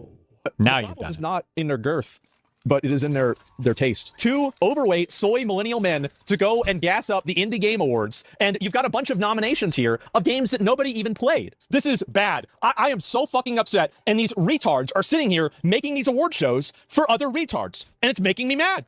So just to make sure I understand, these are people you don't like promoting games you don't want to play to an audience you aren't a part of, and for some reason this is deeply offensive. This is pathetic. I mean, I agree, but not for the reason you intended. Blue hair games? Yeah, all woke shit, bro. All annoying, cringe, like millennial slop woke trash. Oh, that's my lizard. Oh, he's on the wall. I tried to catch him the other day. I couldn't get him. He's fast. And now we're looking at libs of TikTok. Asmon has the same problem as mine again, surrounds himself with a very specific type of woman, and then gets mad they're not rocket scientists. It's not the e-girls or OnlyFans girls' fault. They're being used as representatives of womanhood when the average woman is a nurse or teacher who's offline. Sure, this is what I said before about like how, well, one, it's the meme of the conservatives building the cardboard people and then crying about them. But then two, it's this weird world where like people are just, somebody is showing you somebody to be upset about. And it's like, well, who is the representative of the left? It's whoever the conservatives tell you. I don't know if the left does the same thing. I'm trying to think if this happens on the left. Because like when I think of like who the enemies are on the right, it's like Donald Trump, Elon Musk, Stephen Miller, Nancy Mace. It's like they're major political operatives, or Steve Bannon. They're major media figures. But then when the right goes to pick out their enemies, it's just like these random fucking people who are like 5-follower Twitter accounts or whatever. Yeah, I have this debate every time I go on fucking Piers Morgan. I was like, why the fuck do you care about this person? Why are we looking at libs of TikTok? Literally all Karens. All middle-aged white women. But don't worry, it's not over yet. Women are fed up. What is this, for lesbians? Articles like this are written by angry fat women in their 30s. So they can hopefully, ruin the marriage prospects. And no, they're written to get rage clicks. It's all a massive psyop. None of it is actually real. Okay, yeah, let's look up who wrote it. Let's see if it's a fat middle-aged woman. Let's find out. More woke games media who don't like AI. It's because, like, why even read this then? If that's who it's written by, and that's who it's written for. I wish that like other people, black people or women or somebody else just needs to do a thing where they just like go through the news and they just do it like this all day, right? Like me and Dan or me and Mr. Mooten can go through like the daily UFC boxing update. I don't know what the fuck. And watch like not Stephen Miller. Fuck, that's the guy whose name's on the black guy. Fuck. We just watch a shit all day. It's like, why is he talking about this? Who cares? Or like, nobody gives a fuck about this fighter. Nobody cares about this sport. Nobody gives a fuck about this. And just like say like over and over and over again, oh, Stephen A. Smith, that's it. Yeah, and it's like, what? Because I'm pretty sure people just say, well, why are you watching this? Why are you listening to this? You don't give a fuck about any of this shit, then why do you keep watching? Because I don't know. Because it makes me mad. Like what? Because all of these studios and all of these people are totally bought and paid for, and they are pushing an agenda. I cannot wait for the day that I get to announce that this company is being shut down and they're having layoffs. Like, why are you so ass mad about this? I don't understand it. I don't understand it. Who cares? Just don't fucking watch it. These like weird freaks get into your company. They're like a parasite or an infection, and you can't just remove every infected cell. You have to sever the limb. Everyone knows once you start using language like parasite to describe someone, your ideology is a winner. You can't rebuild Ubisoft. The only people who can do it is China, and the Middle East can also do it. It's because there isn't a cultural cost. What the fuck? Okay. For them simply firing all of the woke people. Same with Japan. Like, Japan just got rid of all of Square Enix English team. It's because they're a bunch of woke, weird losers. Hilarious. Is that why? Final Fantasy 16 said the most unwoke thing possible outside of an actual slur about the game, and it still didn't sell well. Asmon has a message for people who don't like hearing the R word from their streamers. It doesn't matter how many fat, annoying, stupid, middle-aged women. Okay, I think you get the point now. Mexico had protests against the government for supposed connections to drug cartels in their country. It's actually amazing how horseshoe theory is proven in real time. It's One Piece. It's just like One Piece. Are they taking back their country? I think it's because they think that she's in cahoots with the cartels. I don't know if she is or not. I don't know. Like, I think that to some degree you probably have to be cordial with them, but I don't really know that. I've never been to Mexico, so like, how am I really supposed to know? I mean, honestly, how can you run Mexico without working with them? I probably threaten their life and family. Well, I mean, El Salvador, I mean, the guy over there did it, and like, as far as I bet, they probably tried to threaten him too. El Salvador suspended basic rights and arrested thousands of people, overcrowding their prisons even with the opening of CCOT. It's also reported that there are hundreds of political prisoners. Since 2022, the state has arrested over 3,300. Where does the spider live here? Connection to gangs. Interviews revealed that the police were given arrest quotas, meaning that this was likely done to pump up their numbers. They've also been held in detention and prisons with adults, exposing them to potential abuse. Which, speaking of, torture and abuse are rampant. And now with the gangs gone, the ones committing crimes are now the police and the military. I'm the president of Mexico seeking asylum in America. I can't believe he did this. They're January 6ing. I'm proud of them. They're January 6ing. Look at them go. Bro, it's like Helm's Deep. They're bringing in the ladders. Just when I thought the disparity between his initial reaction to January 6th and this couldn't get any more stark. Maybe this is like an egomaniac thing for me to say, but I do actually feel like I have some degree of obligation to, whenever something crazy like this is happening in the world, that I do actually like talking about it, because I feel like every mainstream media publication doesn't give a fuck and doesn't care at all. Your obligation isn't to just talk about something that happens without any proper understanding of what's happening. Your obligation is to accurately inform people if this is what you want to spend time on. Straight up punched him in the dick. But I guess that might be too much to ask. Oh my god! They beat him with bolt cutters? Oh, they are! They're beating him to death! To be fair, they're just pushing him around right now. But whenever I see a crash out happening in a country like Mexico, that's he's crashing out, bro. An American crash out. He just killed the dude. American crash outs are crazy crash out. Angry because the election didn't go their way. In these other countries, people are angry because the election didn't go. I think he's talking about no kings as opposed to, January 6th. But either way, he's incorrect because Claudia Sheinbaum won with stupidly large margins, beating her closest opponents by nearly 2 times the votes in an election that no one has called illegitimate. So the people he's watching are in fact rioting because the election didn't go their way. Like, if you don't have a way to democratically be able to voice your frustrations and vent your frustrations, then the only option is violence. But sometimes you just simply lose the democratic vote. To be fair, our democracy probably plays a role in their lack of democracy. I think that you're right, and I think that Americans do need to spend less time intervening in other countries' affairs. It's horseshoes all the way down. This is what January 6th was meant to be. Yeah, I do think this is funny whenever you look at this and you compare it to January 6th, True. It's like, oh, wow. Yeah, January 6th was so horrible. Yeah, sure, guys. Most reasonable people look at this and view it as a disgrace. Most Mexicans ask Trump for military help. They do not. A little less than half would support U.S. military assistance specifically if it came with government approval. I don't think we really should intervene militarily with Mexico, but I do think that there's a degree of American best interest, some degree of aid or something like that we could give them. It'll be better for us too. Because like, there are 2 ways that you can stop people from coming to your country, right? One other way to stop them from coming over is to make it so they don't want to. It's like, if they don't even want to, problem solved. You have just made the argument for USAID. Bro, if they can't, yeah, Jesus. The cartel members, I mean, am I really going to feel bad for that? The cartel members kill people all the time. They think that she's in cahoots with the cartels. I don't know if she is or not. I don't know. Like, proof that she's a cartel asset though? Proof? No. Evidence? Yes. I don't know. Like, but there's no actual proof. He doesn't know that Claudia Sheinbaum is corrupt. He doesn't hold on. Is this a real distinction? Because I've heard a few people make this distinction. Oh, that's not proof. That's just evidence. Aren't these words generally used like interchangeably? Like, how much proof do you have for this claim? Like, nobody says like, do you have the proof? Like, what are we doing math here? Like, I'm pretty sure people say, oh, show me how much proof you have. Show me how much evidence you have. Like, does this prove a thing? It maybe is like it's been proven or proved, but these distinctions are, I feel like, so stupid. Who organized this protest? He doesn't know what the actual goals of the protest are, but it's good because it's in the direction of what he needs to validate supporting Trump's policies. Asmon thinks the protest isn't being covered by American media because it would convey that Mexicans aren't able to assimilate to American culture, and Sheinbaum isn't popular despite opposing Trump. In order to push the narrative that there is like a parity between American culture and Mexican culture in the way that people from Mexico are going to come to America and seamlessly integrate with the culture. Has called it a movement financed by right-wing politicians and business. You're jumping the shark. you're jumping the shark. It's so obvious that's not true. Asmongold might dismiss that claim out of hand, but let's actually dig into it. Apologies for any mispronunciations of any names. Claudia Scheinbaum said that the protests against her at that moment were a coordinated right-wing effort stoked by online botting, billionaires, and members of the opposing party in an effort to undermine her legitimacy with the populace. So, were there billionaires? Yes, there were. Ricardo Salinas Pliego, a Mexican billionaire who owes the government $4 billion, was one of the initial instigators of the protest on social media, sharing a message from a Mexican influencer, Carlos Bello, who had not previously delved into politics, denouncing the administration. Those calls were amplified until a protest was announced and simultaneously promoted by 179 TikTok accounts and 359 Facebook groups. And on November 1st, after the murder of Mayor Carlos Manzo, every group shifted from a general demand for change to supporting his memory. Were there members of the opposing party? Yes, there were. Vicente Fox, former president of Mexico, the guy who during Trump's first term said they weren't going to build the fucking wall, supported the protests. Here he is wearing a one-piece shirt. Very Gen Z. Were there bugs? Yes, there were. Javier Negrete, the founder of La Derecha Diario, and Agustin Antonetti are two right-wing digital strategists with connections to Salinas and have operated in South American politics previously and have used bots and artificial promotion of hashtags on Twitter like Narco Presidente in the Mexican election. They both participated in the creation of this movement.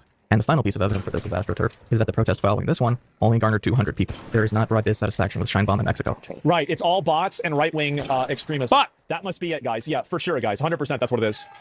She still says she has 80% approval rating? Really? I see that. She has 70% approval. A crowd of people is not indicative of nationwide popularity. Do you believe that ICE human rights violations are committed with total impunity? I disagree with the idea of human rights to begin with. People don't have innate rights. Rights are invented. There's no difference between a right and the way that you should treat somebody. So you've started off the conversation on a law. Okay, cool. What do you think about ICE's violation of people's invented rights? A human rights violation. According to who? Somebody who disagrees with you? Oh, okay. Well, let's just listen to them tell you why you're wrong. No, I don't think so. Well, there are the people who died, the people violently detained without cause, the people deported against court orders and their legal status, the people arrested despite following the rules they were given to avoid deportation, the people who died, and the people who were violently detained without cause. So he's saying this about Donald Trump? What the fuck? More Epstein cope that these emails don't literally say, yes, we were best friends doing sex crimes together. I feel like it's such an abstract thing to say, right? Because if you're saying that he brought up Trump after the relationship had ended, does that mean that he's talking about one of those myths talking about Trump in general? I think that's a misleading statement. You know what? This actually makes me think that they were actually pretty good friends. Because there's no way you're going to be emailing somebody years after the fact, still mauling out over it, unless you guys used to be boys. Yes, he was patient zero for TDS, exactly. Yeah, but like obviously he didn't. Like Epstein clearly doesn't think that about Trump, because if he did, he wouldn't have been friends with him for all those years. Yes, the people who might have one specific thing in common that they can't share with anybody else wouldn't override their other feelings about each other that they might find distasteful. He's close to no one.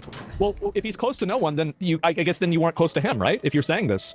I would not look at Jeffrey Epstein as a reliable narrator. It's worth taking into account, worth reading and listening to, but I wouldn't just believe. In the span of one day, we've gone from, oh, it could make somebody look bad? Too bad. You shouldn't have gone to an island with a pedophile. To, well, being in the files doesn't mean you're technically a pedophile. Well, Trump's name being in the files doesn't mean he did anything wrong. Like, Epstein is crashing out about Trump and they're not even friends anymore. So are you counting all the times that he's complaining about Donald Trump in his emails? It's so dishonest. Just release the files, we'll figure out who the weirdos are, and arrest them. And also he has an opinion about the concerns about Trump's health, given that he got an MRI that he won't explain the purpose of. Maybe there's something wrong with Trump. Okay, well, I don't know. Maybe he has cancer. Maybe there's some other big issue. Maybe it wasn't an MRI. They needed to do that because he's the president and they do an extra level of testing for somebody who's the president. I don't know. It could be 50 different reasons. Okay, but the issue is we still don't know, and he won't tell us. I think it's important for people to know whether the president is physically capable of doing the job. I'm going to warn you now, if this video is spiking your blood pressure, 1, I'm sorry, and 2, it's going to get worse. Because Asmongold is about to react to Kyle Kalinski's video calling him the dumbest person of 2025. Uh-oh. You do a massive disservice. You got this giant audience of people who follow you, and if you're out there, the disservice is disagreeing. Kalinski's arguments kind of suck because he's basically blowing hot air for his own audience rather than trying to say anything substantial. But Asmongold's response is something. He starts off with a whopper on Trump's cuts to the NIH, which include cuts to pediatric cancer care. Has it ever occurred to you that maybe the research was done in a way that was bad? Every time people say something like this, the implication is that, oh, they're curing cancer or something like that. This is bullshit. Yeah. And also on top of that, yeah, just they haven't even cured all cancer yet. It's a good allocation of government money. Asmon will not look up to see whether this is even remotely true. Federal budget cuts, amongst other things, include $4 million from the Pediatric Brain Tumor Consortium, an organization that does research on rare cancers affecting thousands of children every year. You might think on principle that the government shouldn't fund bad science, but they aren't checking on the validity of the research because the mechanisms aren't in place to do an audit like that, let alone that quickly. And if you need evidence, over the course of this year, the government has fired thousands of people and then had to hire them back because they didn't realize they were necessary. This is not being done with care or concern for the consequences. But I do think they're probably overshooting and probably firing too many people too quickly. But I think that the inevitability of this is not to be denied. Oh, but it's for cancer kids. Okay, great emotional argument. Because the idea of, oh my God, he's cutting research for cancer kids. Oh no. That sounds bad. What he will. I mean, it kind of is bad too, though, no? To blame for flash flood deaths in Texas. According to 3 former staffing shortages, national services are nothing new. So this has already been happening. It was already happening, and I am dubious that cutting staff for the weather service as we encounter more and more extreme weather events will have a positive overall impact on our ability to navigate them in the future, even if you accept that it wasn't a problem this time. This is the thing, right? You give a specific example, and it falls apart. And what about Trump cutting the Consumer Financial Protection Bureau's budget in half? Good. They weren't doing their job. Hold on, wait. There's too much noise. 1 second. Jesus. The CFPB was created after the 2008 financial crisis and has a budget today of a little under $1 billion. They obviously had no fucking idea what they were doing. But prior to the cuts, they had clawed $21 billion back for consumers and imposed $5 billion in fines. Again, this is an institution that has a higher rate of return for the people it helps than the taxation it costs to operate. That scams have been through the fucking roof. But there's a bureau of people that are supposed to stop scams. And you want to keep them on payroll? They sucked. Firing government workers who are veterans? Oh no, you can't fire veterans anymore. Trump is firing 80,000 people at the Department of Veterans Affairs. There is no way to fully predict the impact of so many people losing their jobs in such a short amount of time, or the reverberations it will have across. How many of those snap grenades would I need to just kill it, assuming I hit every one? You accept that it wasn't a problem. Bureau's budget in half. Good. They weren't doing their job. The CFPB was created after the 2008 financial crisis and has a budget today of a little under $1 billion. They obviously had no fucking idea what they were doing. But prior to the cuts, they had clawed $21 billion back for consumers and imposed $5 billion in fines. Again, this is an institution that has a higher rate of return for the people it helps than the taxation it costs to operate. Scams have been through the fucking roof. But there's a bureau of people that are supposed to stop scams. And you want to keep them on payroll?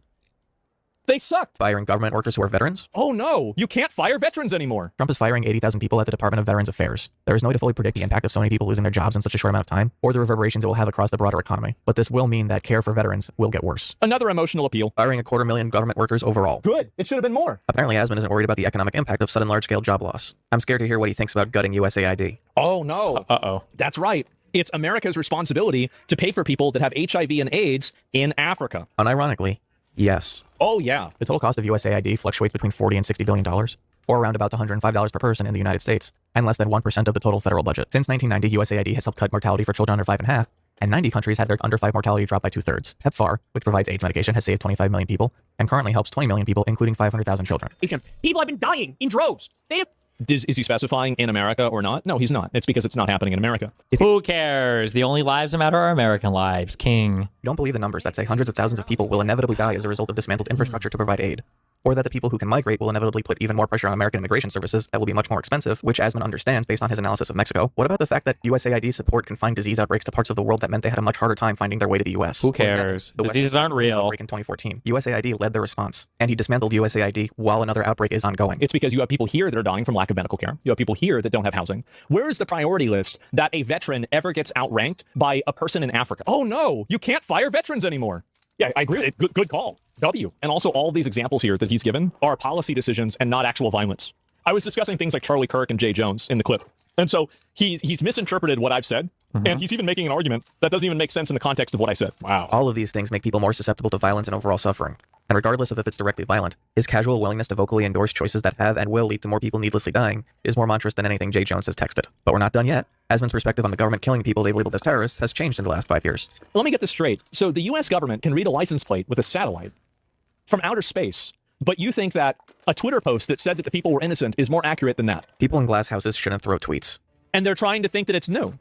But to his main point, we have not gotten any evidence that these people are absolutely guilty of crimes, that the crimes would require this response, or that the repercussions of carrying out these responses would be worth it versus other means. He's just taking Trump at his word. Base. Sure. Because they agree with it, because it's the right thing to do. It is. Absolutely. Blow up the boats. Without even a question.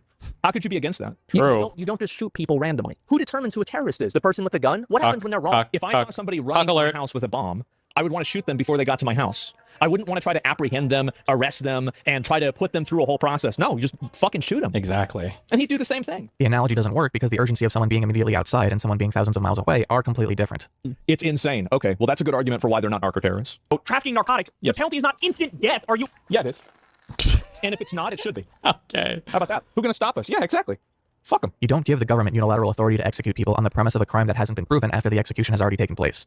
Or, as Asmon said, who determines who a terrorist is? The person with the gun? What happens when they're wrong? Do you ever think about this? And now more equivocating of rhetoric that comes with a bunch of claims that would each require extensive work to counter, so please don't confuse my brevity for a lack of substance. To be fair, this was after 4 years of them trying to delegitimize Trump's presidency by him being connected to Russia. Multiple people on Trump's campaign were found guilty of crimes connected to Russia. True. Even if the direct collusion theory some people promoted didn't pan out. There was, remember the hashtag #NotMyPresident, where people were saying that, oh, he's just, got elected because of Russia? A Twitter hashtag is not indicative of people trying to delegitimize an election. Trump lost the popular vote in 2016 by a significant margin, and his many character flaws were apparent in the way he talked and operated. While I do say that January 6th was a bad thing, I don't think that, again, Republicans did not invent election denial. And it turned out that all that, by the way, was bullshit. Remember Al Franken? Al Franken was a senator. There was a picture that he took where he was like fake grabbing somebody's titty while they were sleeping? Though that would be the most well-known of Franken's transgressions, he was also accused of forcibly kissing a woman who was performing with him at a USO show, once again showing that Kalinsky needs to stop using Twitter as a source. I think if you want to talk about a policy decision that's like very unhinged that makes people radicalized, I think that a good example of that is the trans in sports. Also, like trans kids using bathrooms. Now, you this isn't really a big issue, but if it's not a big issue, then why are you fighting it so much? Is my hair thinning because I'm getting older, or because I find clumps of it in my hands moments after I hear comments like that? They are not some grand-scale interference in the ability of cisgender kids to get scholarships or recognition. The biological condition of those kids is not inherently an advantage either, because traits that are advantageous vary from sport to sport before you even get to whether the kid in question has that trait to a degree that would be advantageous in the first place. It is not worth this level of national scrutiny to monitor this issue. That argument is of the same validity of flat Earth. This is a flat Earth argument. I think loving Hitler is bad. Absolutely, it's bad. And now for why Trump insulting everyone is acceptable because people have been insulting him. Okay, so what I find to be funny about this is that, yes, Trump has used negative words about Democrats, but how many times was Trump called a Nazi? How many times was he called a racist? How many times was he called a Russian asset? I would say calling somebody vermin, radical, or a lunatic is not even remotely in the same category as calling somebody a Nazi. I feel like these people have just never listened to conservative politics for however many fucking years when they're like, you know, they're fucking calling people fucking names on the fucking Democrat side. They fucking called him a fucking Nazi, bro. Like, to assert that someone isn't a Nazi at the same time they're using the exact same rhetoric Hitler used against Jews is not going to be very convincing. I think the reason why people like Kyle are upset is that the words that they have used for many, many years, things like Nazi, racist, etc., all these bullshit words, have effectively lost all their meaning. They haven't lost their meaning. People have just had their sense of shame eroded by the way social media simultaneously isolates us in echo chambers and creates competition for attention via the most extreme ideologies. It's not that calling something racism doesn't mean anything. It's that racism itself doesn't mean anything because it's become so normalized that people have, ironically, built up a tolerance. And this is after they tried to put him in jail and, you know, like fucking they gave him a mugshot, charged him 34 times for the same exact crime. They didn't charge him 34 times for the same crime. He did the same crimes multiple times by funneling money through his campaign to pay off Stormy Daniels. Serial killer? I killed 3 people at the same time. You're really going to charge me for 3 separate Come on, bro. Bro! To cover up their affair. It's pretty obvious that this has been weaponized from both directions. Who's the biggest commentator on the right these days? Nick Fuentes. Here's some stuff Nick Fuentes has said. Quote, Hitler was really fucking cool. I admire Hitler. Is it Fuentes or Fuentes? Everybody calls him Fuentes. Isn't it just Fuentes? And how many crazy leftist people are out there? Oh, but Hassan said this thing. What the fuck does that have to do with me? What Nick Fuentes said, like, I don't have to defend that. I didn't say that. Why the fuck would I even, why even bring that up? What would you probably I would say it's not a matter of if, it's a matter of when. It's very obvious that the Democrats have been the massively violent ones. And if you look at all these studies, by the way, that were conducted, these studies don't show a massive rise in violence that happened in 2020. They don't show the massive rises in violence that happened during the Tesla bombings, for example. And the reason why is because all of these studies are biased. So here's the obvious thing that has been talking about crime in 2020. There were, in fact, noticeable spikes in crime, but there were also noticeable drops in others. You have 3 seconds to guess why this might have happened. It was COVID. The spikes in crime have some correlation to BLM, but it wasn't an aberration in criminality. It was the main focus of people's attention while everyone was mostly stuck inside, and therefore it became associated with the overall trends going haywire. And I'm not dismissing the idea that there was violence during BLM that wouldn't have happened without it. A police station was burned down. There was about $2 billion in property damage. But here are the FBI's own statistics, not the calculation. Fuck me. I don't think this was on stream. I think it was just somebody talking to me privately at an event or something. It was an older guy, actually. Somebody brought this up, and it's a really, really good point. I just never even considered it before. You shouldn't concede when you're comparing like left-wing and right-wing violence. You should never actually concede on the BLM stuff, because if you really think about it, the BLM violence, the vast majority of that, maybe all of it, was not left-wing violence. It wasn't like it was just rioting. It was rioters who were rioting. It was not like politically motivated, like, oh, we're gonna go and steal fucking whatever bullshit from some bullshit. Like, I will never concede on that point publicly again. Ugh. Made by whatever university you'll probably think is biased.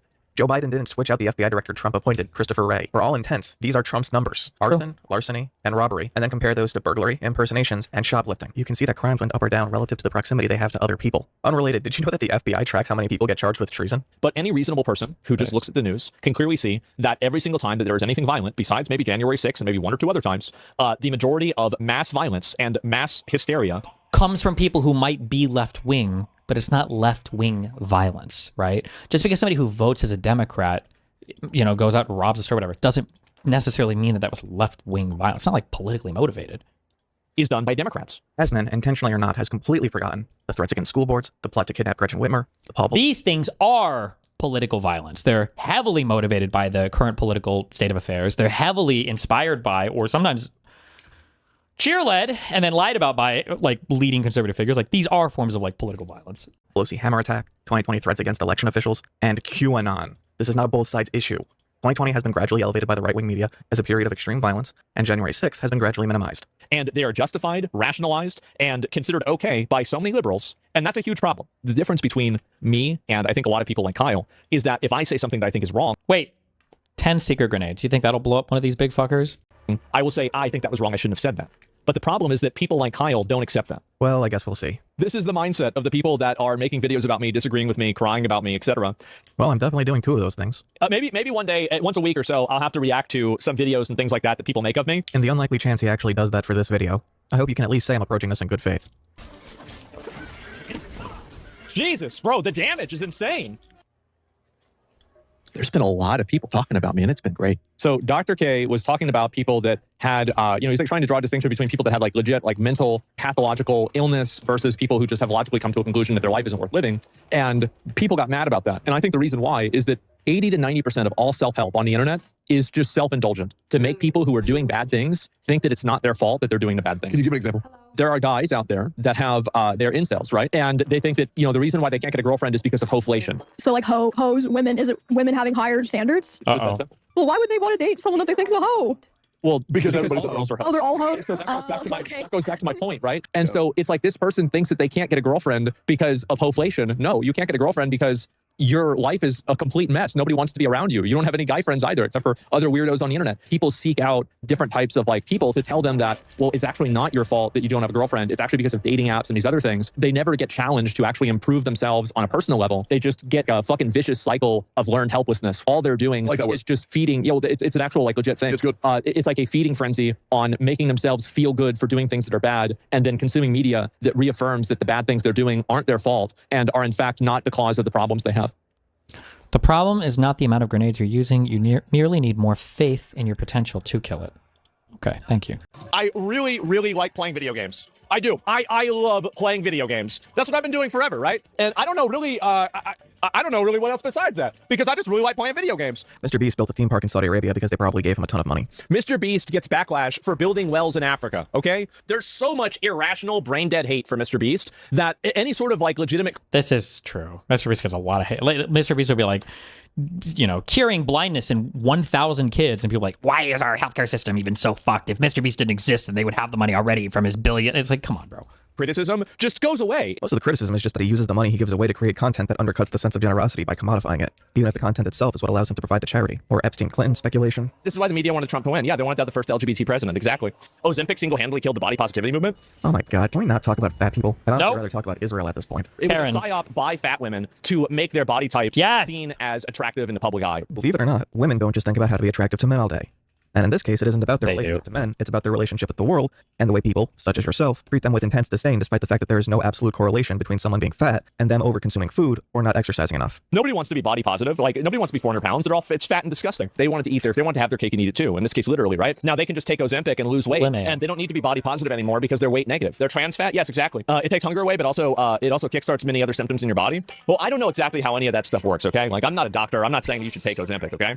You might not be directly saying it, but calling people who are fat ugly and disgusting, and then presenting a solution to that without a full understanding of its consequences is basically the entire reason body positivity exists. Because for years, advertisements, especially for fashion, would present a standard of beauty that was unobtainable, and that would couple with the social expectations to create eating disorders. None of these fat girls, if they could snap their fingers and be skinny, they would do it. Every single one of them would do it. But some of them want to act like they wouldn't because they never have the opportunity to. But you see with Ozempic that they were all lying. Muslims in Germany want their kids to be able to wear headscarves in school. Asmon sees religious exemptions to rules about headwear as unfair overreach by people who should do more to assimilate. If you have a school where you can only wear hats, then I think wearing headscarves is okay. But if you're wearing a headscarf, you should also be able to wear a hat. There should never be a situation where a person's religion grants them extra privileges that other people do not have. The obligation of assimilation comes with the understanding that doing so would create acceptance. Just because you have a religious reason to wear something doesn't mean that the entire world has to accommodate it, right? And since that even trade doesn't happen, I see no reason to not be accommodating where it creates the least harm. And you're coming in there with something on your head, well, you're breaking the rule. I don't give a fuck about your religion. Nobody cares. Okay, but you do, because the point of contention is conformity and assimilation. Yeah, if you don't like it, go the fuck back to where you came from and then go live over there. There are always questions to be resolved when a group integrates into another, but drawing the line that they might get to wear something on their head when everyone else doesn't is insane, given, especially in Germany, this exemption isn't just for immigrants, it's for the people who live in the country as well, and it's not exclusive to Muslims. That's why I'm 50-50 about how Chinese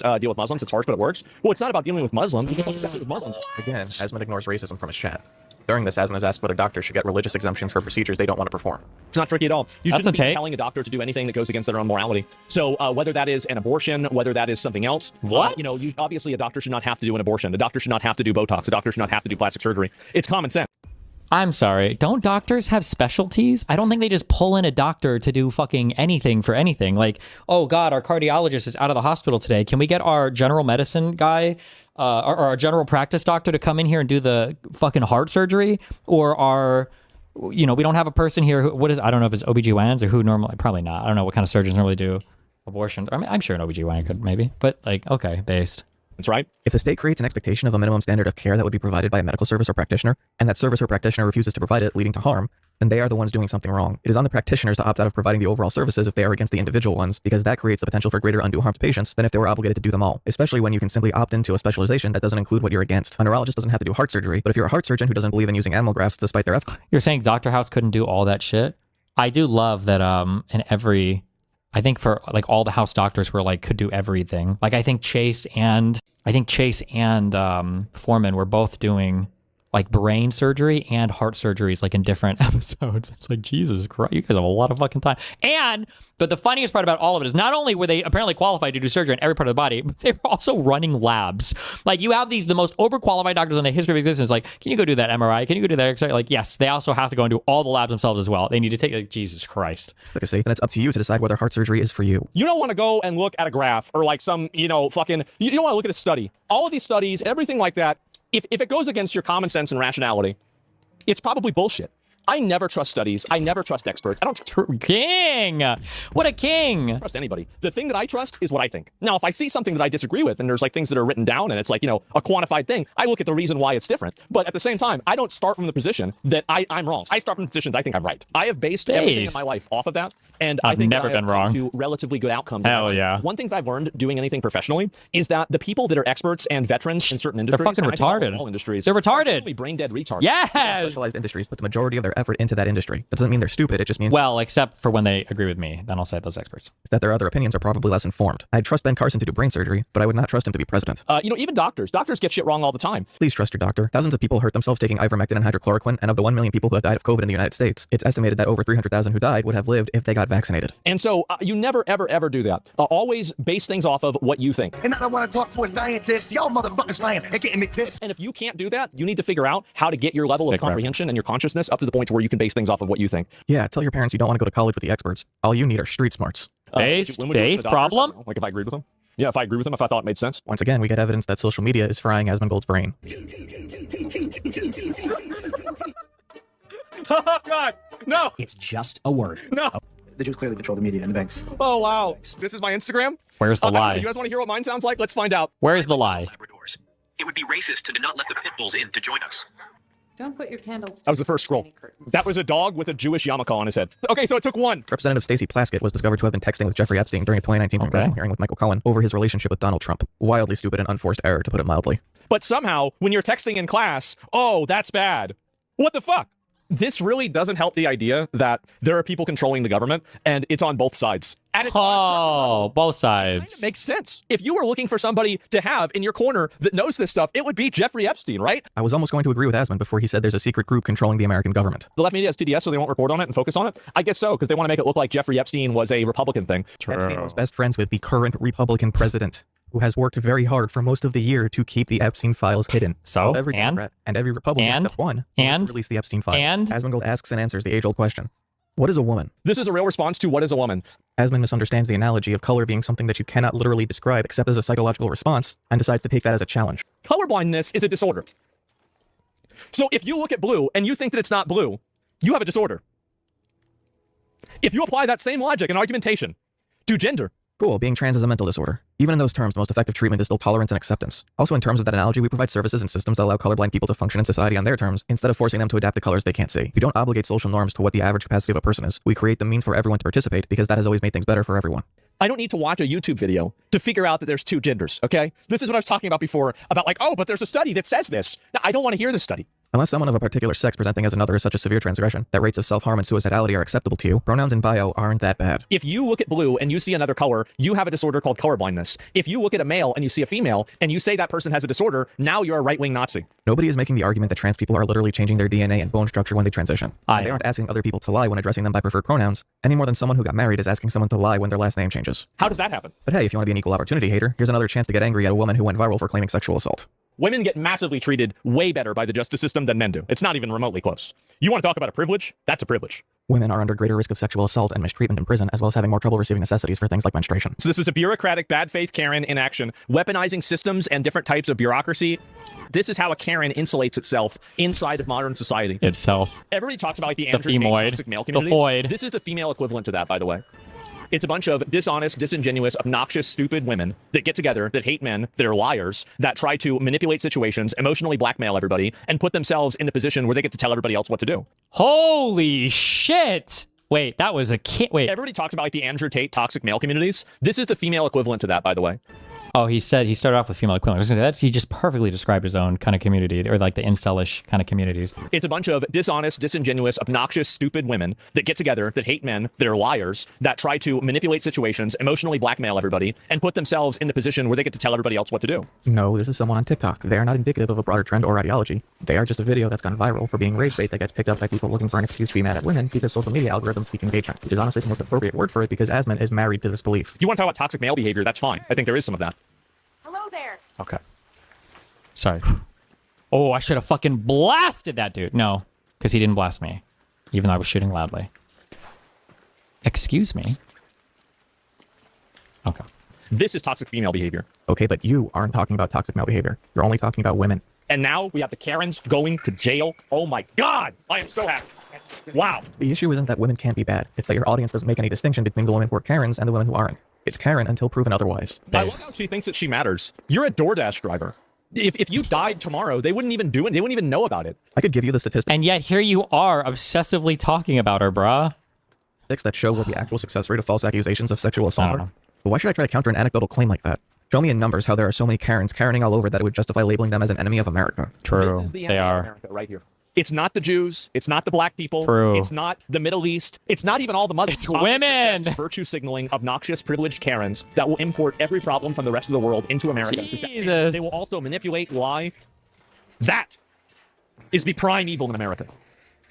Now, if he would just change that to white women. A lot of people want it to be Jews, but I think this is the real problem. Do you hate women? No, but I hate women like her. Oh, well, that certainly undoes saying that Karens are enemies of America. Hopefully you don't go into an explanation of why the Mexican protests you support all right because there's no time to not be anti-Semitic while the government is corrupt. And what if she is Jewish? Uh-oh. Huta Judea. I don't think that I need a translator for that one, okay, guys? I think I know exactly what that one means. We've reached the final level of the horseshoe as Asmongold excuses anti-Semitism because the people doing it don't have time to not be anti-Semitic. People care about race. You might not like that. I might not like that, but it's true. And also, by the way, oh my God, the whole protest is anti-Semitic. Well, actually, okay, to be fair. Is there no spider? I caught this. Guys, I think I know who's been watching all those Instagram reels. Unironically, you have just figured out the problem I'm pointing to. People don't give a shit about these like weird tone policing rules whenever they don't have any fucking food and they can't live in a way that has any degree of dignity. And many of the revolutionists are furious that a woman who is not a Catholic... No, spider. Sorry, these things matter to people. You might not like that reality, but you still gotta live in it. They're a bitch, Jew. Of course it's relevant. Yeah, of course it does. Representation matters, right? Yeah, of course. Do you think people are going to call them anti-Semitic in the U.S.? They already are. It's just horseshoes all the way down. And you guessed it, more women on the internet are bad. Ronaldo doesn't understand this, maybe. But there's a bunch of fat, ugly, disgusting middle-aged women that are on social media. They want you to replace your audience of other young guys that like abrasive, edgy, funny, just general male humor. We get it. You don't like it when mom tells you to go to bed. These are the women that are in the PTA. They're in the fucking, they're in the HR department. They're the ones in the PR department. They're the ones complaining to your boss. They're the ones in the, Bruh, in are the you bureaucracy. okay? This is what they do. It's like train wrecks 2.0. God, imagine me going on Twitter and some retarded hog says on social media, oh, you shouldn't say this. Shut the fuck up, bitch. You're going to tell me what I can and can't say. Who the fuck are you? And it's also, I don't want to make people think it's all women doing this. Like, this isn't like a men versus women thing. There before. Are feminist men too. The happiness of a Karen is the same principle as of a vampire. And did this stupid bitch block me? I'll stop taking part in toxic politics whenever left-wing people stop calling you a Nazi or a Hitler or a fascist whenever you want to enforce immigration law. Once again, the topic of misleading data about left-wing versus right-wing violence comes up, and a chatter actually calls Asmon out when he says he doesn't trust the government. Riding hard for the government? What the fuck does that even mean? It means that you're okay with blowing up Venezuelan boats without evidence, deporting people without evidence, cutting government programs that have showcased decades of benefits in international diplomacy and trade, and every other thing done by Donald Trump while declaring that he is completely innocent of any wrongdoing despite being the closest person to Jeffrey Epstein amongst every person connected to him. I think you choose what to trust. I do. Absolutely, I choose what to trust. King. Sometime. It would help you. Help has a very loose definition here. Hassan in China. The problem with what Hassan is saying is that I very strongly agree with most of it, but I don't agree with part of it. Once again, I am shocked that Asmon can accurately explain a concept. Not because I think he's dumb, but because you think it creates some cognitive dissonance. I think he's right that the best antidote to xenophobia is experience. A lot of us have probably had that happen ourselves, where you met somebody from a country that you had a predisposition towards, like positive or negative, and that person changed your predisposition by talking with them. But at the same time, the actions of a government do not represent the will of its people necessarily, especially in countries like China, Russia, or apparently Mexico, right? But then he's back to Eighth Amendment violations. Can we just do lashings instead? No, I don't want to. I mean, okay, I think that there's a place for creative kinetic punishment. That's a okay. Administrative punishment. 10 lashes. You've got to really save that. That way it has a lot of, it has emphasis when it happens. And while looking at a propaganda video of China's surveillance technology, Asmon mentions his perspective on police clearance rates and how the world combats terrorism. I'm not sure about that. The murder solve rate's only 70%. If we had the surveillance in our home country, I feel like it'd be higher. No, it's not. Do you want to know why they don't solve a lot of cases? It's because they don't care. Solving murders is actually really hard, and the reason you see people who commit heinous crimes getting caught isn't because Clarice spoke to Hannibal. It's because the people who do those crimes are usually really stupid. CSI technology looks so advanced because of how intensive it needs to be to scrape information out of a crime scene, which is indicative of the difficulty. Don't forget when they blew up all those blew up all the pagers and wiped out the terrorist organization in one day. They could stop all those terrorists. They choose not to. I also think that there is a degree of that that's true. The pager attack, while impressive as an operation, did not wipe out Hezbollah. Israel is still bombing Lebanon because of Hezbollah activity. I mean, I think this is badass. I'm going to be honest. This is crazy. And, like, we need to have this for some people that do things here, too. Like, I'm not saying I want a surveillance state. But everything you've said you wanted the government to do requires a surveillance state. I don't know if it's just where I live or not. But ever since that whole Epstein thing started getting popular, I've been seeing, like, way more lizards. And then we go back to Mexico for a Fox News interview with these two right-wing nutjobs who do a podcast. And before you think I'm calling them right-wing nutjobs as a dismissive insult. Concretamente estamos en guerra contra una familia que en la declaración de Balfour es la que fundó el Estado de Israel, que podemos hablar de eso, que es la familia Rothschild, ¿vale? Y esa familia concretamente nunca ha sido auditado su patrimonio. Entonces, Elon Musk tiene más ni de coña. O sea, ni de coña. Elon Musk es la persona más rica del planeta. Let me guess, he never actually proves these guys wrong, does he? No sabemos verdaderamente qué es lo que tienen y qué es lo que dejan de tener, porque han diversificado en esta estructura bursátil todo su poder y todo su monopolio, que lo tienen.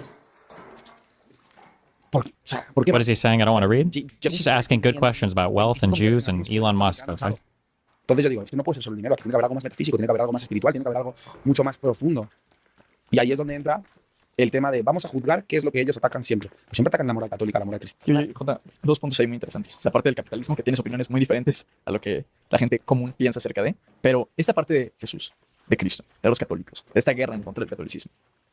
¿Por qué crees que hay tanto odio en contra de Jesús? En contra de Dios. Porque es lo que daría mayor poder a las personas para no ser controladas. Did Fox even check what these guys talk about on their podcast? I'm sure there's like a degree of partisan politics that's attached to everything, but this is primarily a identity revolt rather than a political revolt, which is insane. Once again, Asmon misunderstands the capabilities of the U.S. military. If you put experienced Navy SEALs and generals that actually want to end this war, how long do you think it would take them to totally figure out, map out, and completely eliminate every single one of those people? I would say less than 6 months. This is the exact same line of thinking that got the U.S. stuck in Iraq for over a decade. It's at 2 weeks, yeah. I mean, come on, guys. What are we talking about? And then Asmon says he'd support regime changing Mexico if their police started shooting protesters. Basically, regime change their government. Which, I mean, by the way, I would support that. I would completely support that. King. There's no way that we should have a country that is a bordering country of ours that is a where we don't control but I think this belief is down their government. Thinking that Venezuelan boats are okay to blow up as well. What's the goal when they get through? You don't want to know. What do you think? What do you think happens? What do you think happens when they get through and they get to all the people in the government? 1, 2, 3.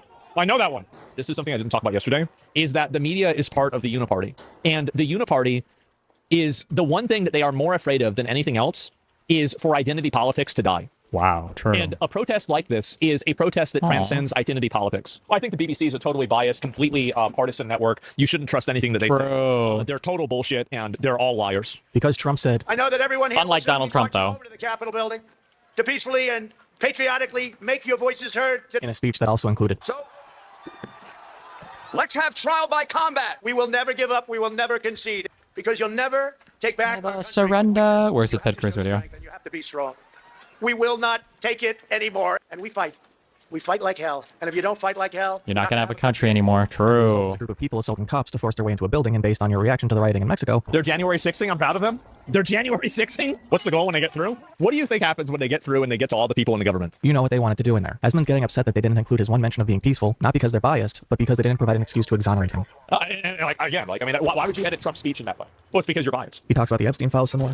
It's nothing we haven't heard already. Yeah, he's mentioned, but that doesn't mean that he did anything wrong. If it's a hoax, then just release it and show everybody that it's bullshit. Like, I don't even understand the logic here. And while Marjorie Taylor Greene tries to pivot towards not being a Jewish space laser nut job, Asmon sees her as capitulating to the media and creating a permission structure for people to move away from the right. His phrasing is a little word salady. Maybe you get something different. This is what mainstream media does, is they try to manufacture consensus by having a degree of, like, kind of, they create an ecosystem that allows them to manufacture consensus about different issues. And I think this is a good example of them doing that. But the point is that he doesn't think the left will accept her because she used to be in the bag for Trump. It doesn't matter how many apologies you do. It doesn't matter anything. You will always be the Trump person. Like, the boats are burned. The bridge is burned. It's never going to happen. Like, the problem is these people are, like, defined by purity testing. You're not going to apologize to them and then have them vote for you. It's not purity testing to say that someone who rode the wave of QAnon to get elected to Congress and harass school shooters needs to do more to show that they've had a change of heart. Not every judgment is based solely on in-group, out-group. Trying to apologize and capitulate to Democrats or leftists will never work. It will never work, and it will only make people more frustrated with you. To be clear, this messaging is what makes it so hard to reach people. The idea that you won't be accepted, so you might as well entrench yourself on one side regardless of what actually happens. If you agree with a lot of what someone like Kyle Kalinske wants for the country, then you aren't capitulating because the plans being put in place are still intended to go in the same direction you want, and your input will be appreciated. Being conservative isn't in itself a bad thing. Obviously, a lot of people on the far left on the internet have a maximalist view of things and say that you're immoral if you don't want to spend all of the money on all of the things, but they're taking hypotheticals too literally. We need people with reasonable expectations of budgetary, economic, and even social changes so that we can take time and use experimentation to get things right. Wrong. Nonsense has infected every debate and dialogue such that every possible point of negotiation becomes a hill to die on, and that has allowed more and more extreme people to get away with worse and worse things. If I told Asmongold 5 years ago that Trump was using the military to kill people in the middle of the ocean on the premise of them being terrorists without proper evidence, he would say that's bad. But now, if he doesn't defend that, then the rest of the defenses collapse. True. You can think that people knowingly trafficking drugs like fentanyl in the United States deserve to die on the spot, but you should be able to recognize that allowing the state to actually do that is an opening for much worse abuses of power. And when those abuses happen and they're defended, the abuses can once again get worse. At some point, you have to say that even though I'm not against what's happening, I don't want something worse to happen in its place. I think that in 2026, if they have the midterm elections... The fact that you'll say if we still have elections is exactly why people take issue with your politics. Jesus. What's wrong? What's wrong, fat bitch?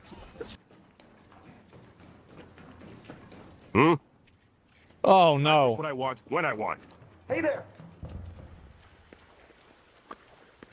So what is all this racist ass shit that you've been saying? What the fuck? Only 10 were actually kids? Ugh. So that means they're going to end up being sent to a high school with kids and they're an adult? Well, I mean... Don't forget homophobic. Oh, yeah. Yeah. Misogynistic. Chance of success, number of women involved. Is this for video games? No, it's for a relationship. Yeah, I would have agreed with it either way. So yeah, for everything? It seems that way, doesn't it? Let's just be gay, guys. 6% of the population. But if you where are my bro jobs? You think that they're like 10 or 20%. Fatphobic. You guys notice there aren't any fat people in this game? Poor people. And I would reduce foreign aid by about 80%. I would even take people that were residents of the country. If they were not net positive taxpayers and they were not performing an essential job, I'd deport them too. You know, there are just some things that you see that really put things into perspective, don't they? One more dawn, one more day, one day more. We need to make it too big to rig? That's a fact. Well, we thought we did that with Black Myth Wukong, but unfortunately, the Game Awards was using the 3/5 compromise, where Chinese players only count for 3/5 of a vote of an American player, right, guys? That doesn't even make sense. Somebody took a picture of me and my stomach was sticking out a bit, and I just stopped eating food. I stopped. No, obviously you don't need any food. Look at that. If you needed food, you wouldn't look like that.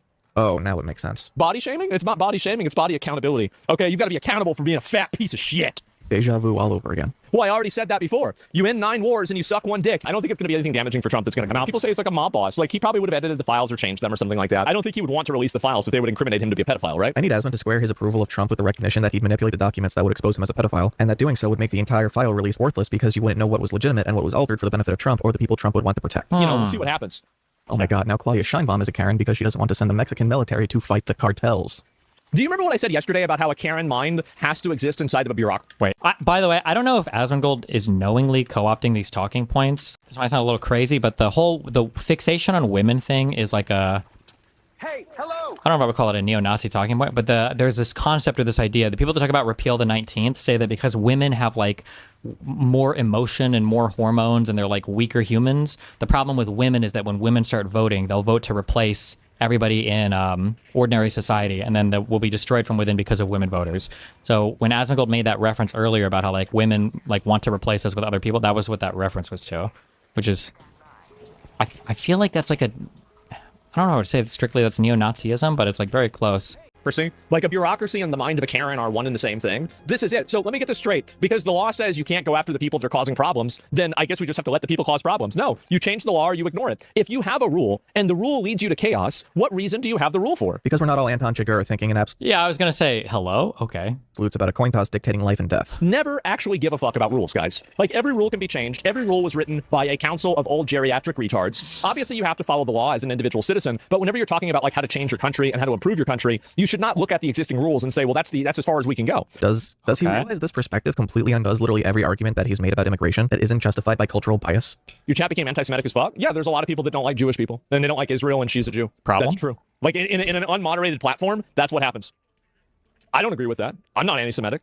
I don't even really like. I don't like what Israel's government's doing. I think Israel's government's problematic in a lot of ways. But if you want me to go around and like ban every single person that said something that you might see as anti-Semitic, that's just not going to happen. Like if you think they're saying something bad, just report them. And the crazy stuff does get banned. I don't want to hear this. I don't care about this. The words mean nothing to me. Okay, like don't waste my fucking time. You're not personally anti-Semitic, but you're not willing to actually do anything about anti-Semitism within your sphere. Yes, that's right. So if you kill the people that are being violent, then you're just going to have more violence. No. So at first they came for the cartels, and I didn't speak out because I wasn't part of the cartels. And after that, they came after the drug dealers and murderers, and I didn't speak out because I wasn't a drug dealer and murderer. And then after that, they stopped coming for people because the problems went away. You have completely missed the point, and also that was anti-Semitic, so good job. Why do I need to explain that it's actually much harder to deal with people who have guns than just throwing the military at them? That there's a real human cost to these choices, and that we should be wary of leaders who are so enthusiastic about their willingness to throw people in the meat grinder just because overall you have more to expend. Oh, by the way, fascism is when the government is controlled by a paramilitary organization that kills people extrajudicially. That is not what fascism is. More hating women. That's right, you stupid bitch. Get out of here. Actually, you know what? Let me give you a rundown. Wikipedia says fascism is characterized by support for a dictatorial leader. I don't think it's going to be anything damaging for Trump that's going to come out. Centralized autocracy. 250,000 government workers overall. Nobody fucking quit. Good. It should have been more. Militarism. Because it's the right thing to do. It is. Absolutely. Blow up the boats. Forcible suppression of opposition. Hey, I have a fucking, like a directive, a mandate by God, okay? To get rid of as much of this woke millennial slop that I possibly can. And that's why I do it, by the way. I do it because I know it bothers them. It upsets them and it bothers them and it scares them. And I will continue doing it until they stop doing the things that I don't like. Belief in a natural social hierarchy. I would even take people that were residents of the country. If they were not net positive taxpayers and they were not performing an essential job, I'd deport them too. And so guys should have a complete monopoly on making games? Yes. Subordination of individual interests for the perceived interest of the nation or race. I would want to use the military to deport every illegal alien in the country. I would want to bring back insane asylums and put crazy people in insane asylums. So just put them in jail. Simple. And strong regimentation of society and the economy. And if girls want to make games, they should make their own games. You have Stardew Valley. You have Animal Crossing, you have Pokemon. Opposed to more left-wing ideologies such as democracy. And I think that in 2026, if they have the midterm elections... Britannica says the characteristics are extreme militaristic nationalism. Not in the Western Hemisphere, not in our backyard, because that destabilizes trade, it destabilizes economies. It's the security of the United States at stake here. Contempt for electoral democracy. They're January 6ing, I'm proud of them. They're January 6ing. A belief in a natural social hierarchy and the rule of elites. Elon Musk took over Twitter, fired 80%... Wait a second. Yeah, I'm starting to think this Asmongold guy is not a very good dude. Of the staff, and nothing changed to the product. In fact, I think the product got better. And a desire to create a German word that I'm not going to try pronouncing. If you have a rule, and the rule leads you to chaos, what reason do you have the rule for? And now we have the Karens going to jail. Oh my God! Webster's defines fascism as a populist political philosophy, movement, or regime.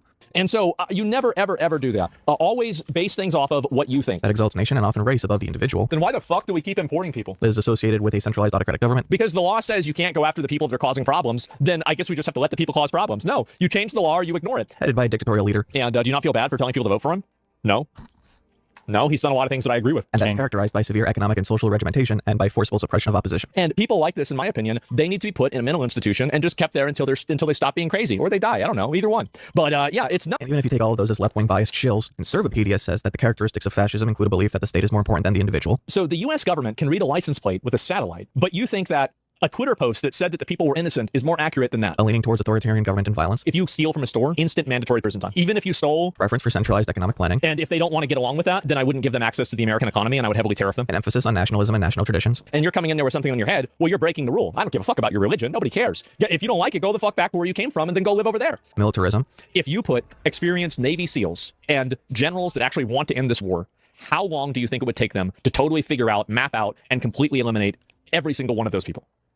I would say less than 6 months.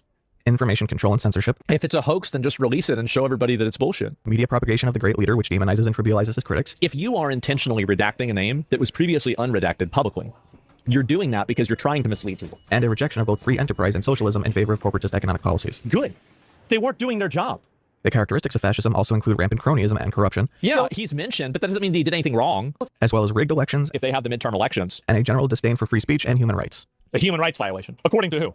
Somebody who disagrees with you? True. Okay. True. Well, let's just listen to them tell you why you're wrong. No, I don't think so. Fascism has several tenets to it, with enough fluidity between them that no pillar is truly central until it needs to be, and then it can be replaced with another depending on what is necessary at the time to placate the masses. You might want. True. Wait, hold on. I need to focus on this. I can't listen to this. I want to do this. 1 second.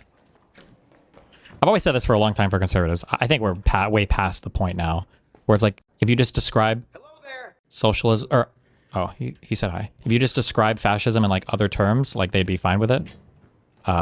Just don't use the word fascism, but like just describe all of the other things related to it, and most like conservatives would be okay with it. I think we're pretty well into that now with Lay Trump.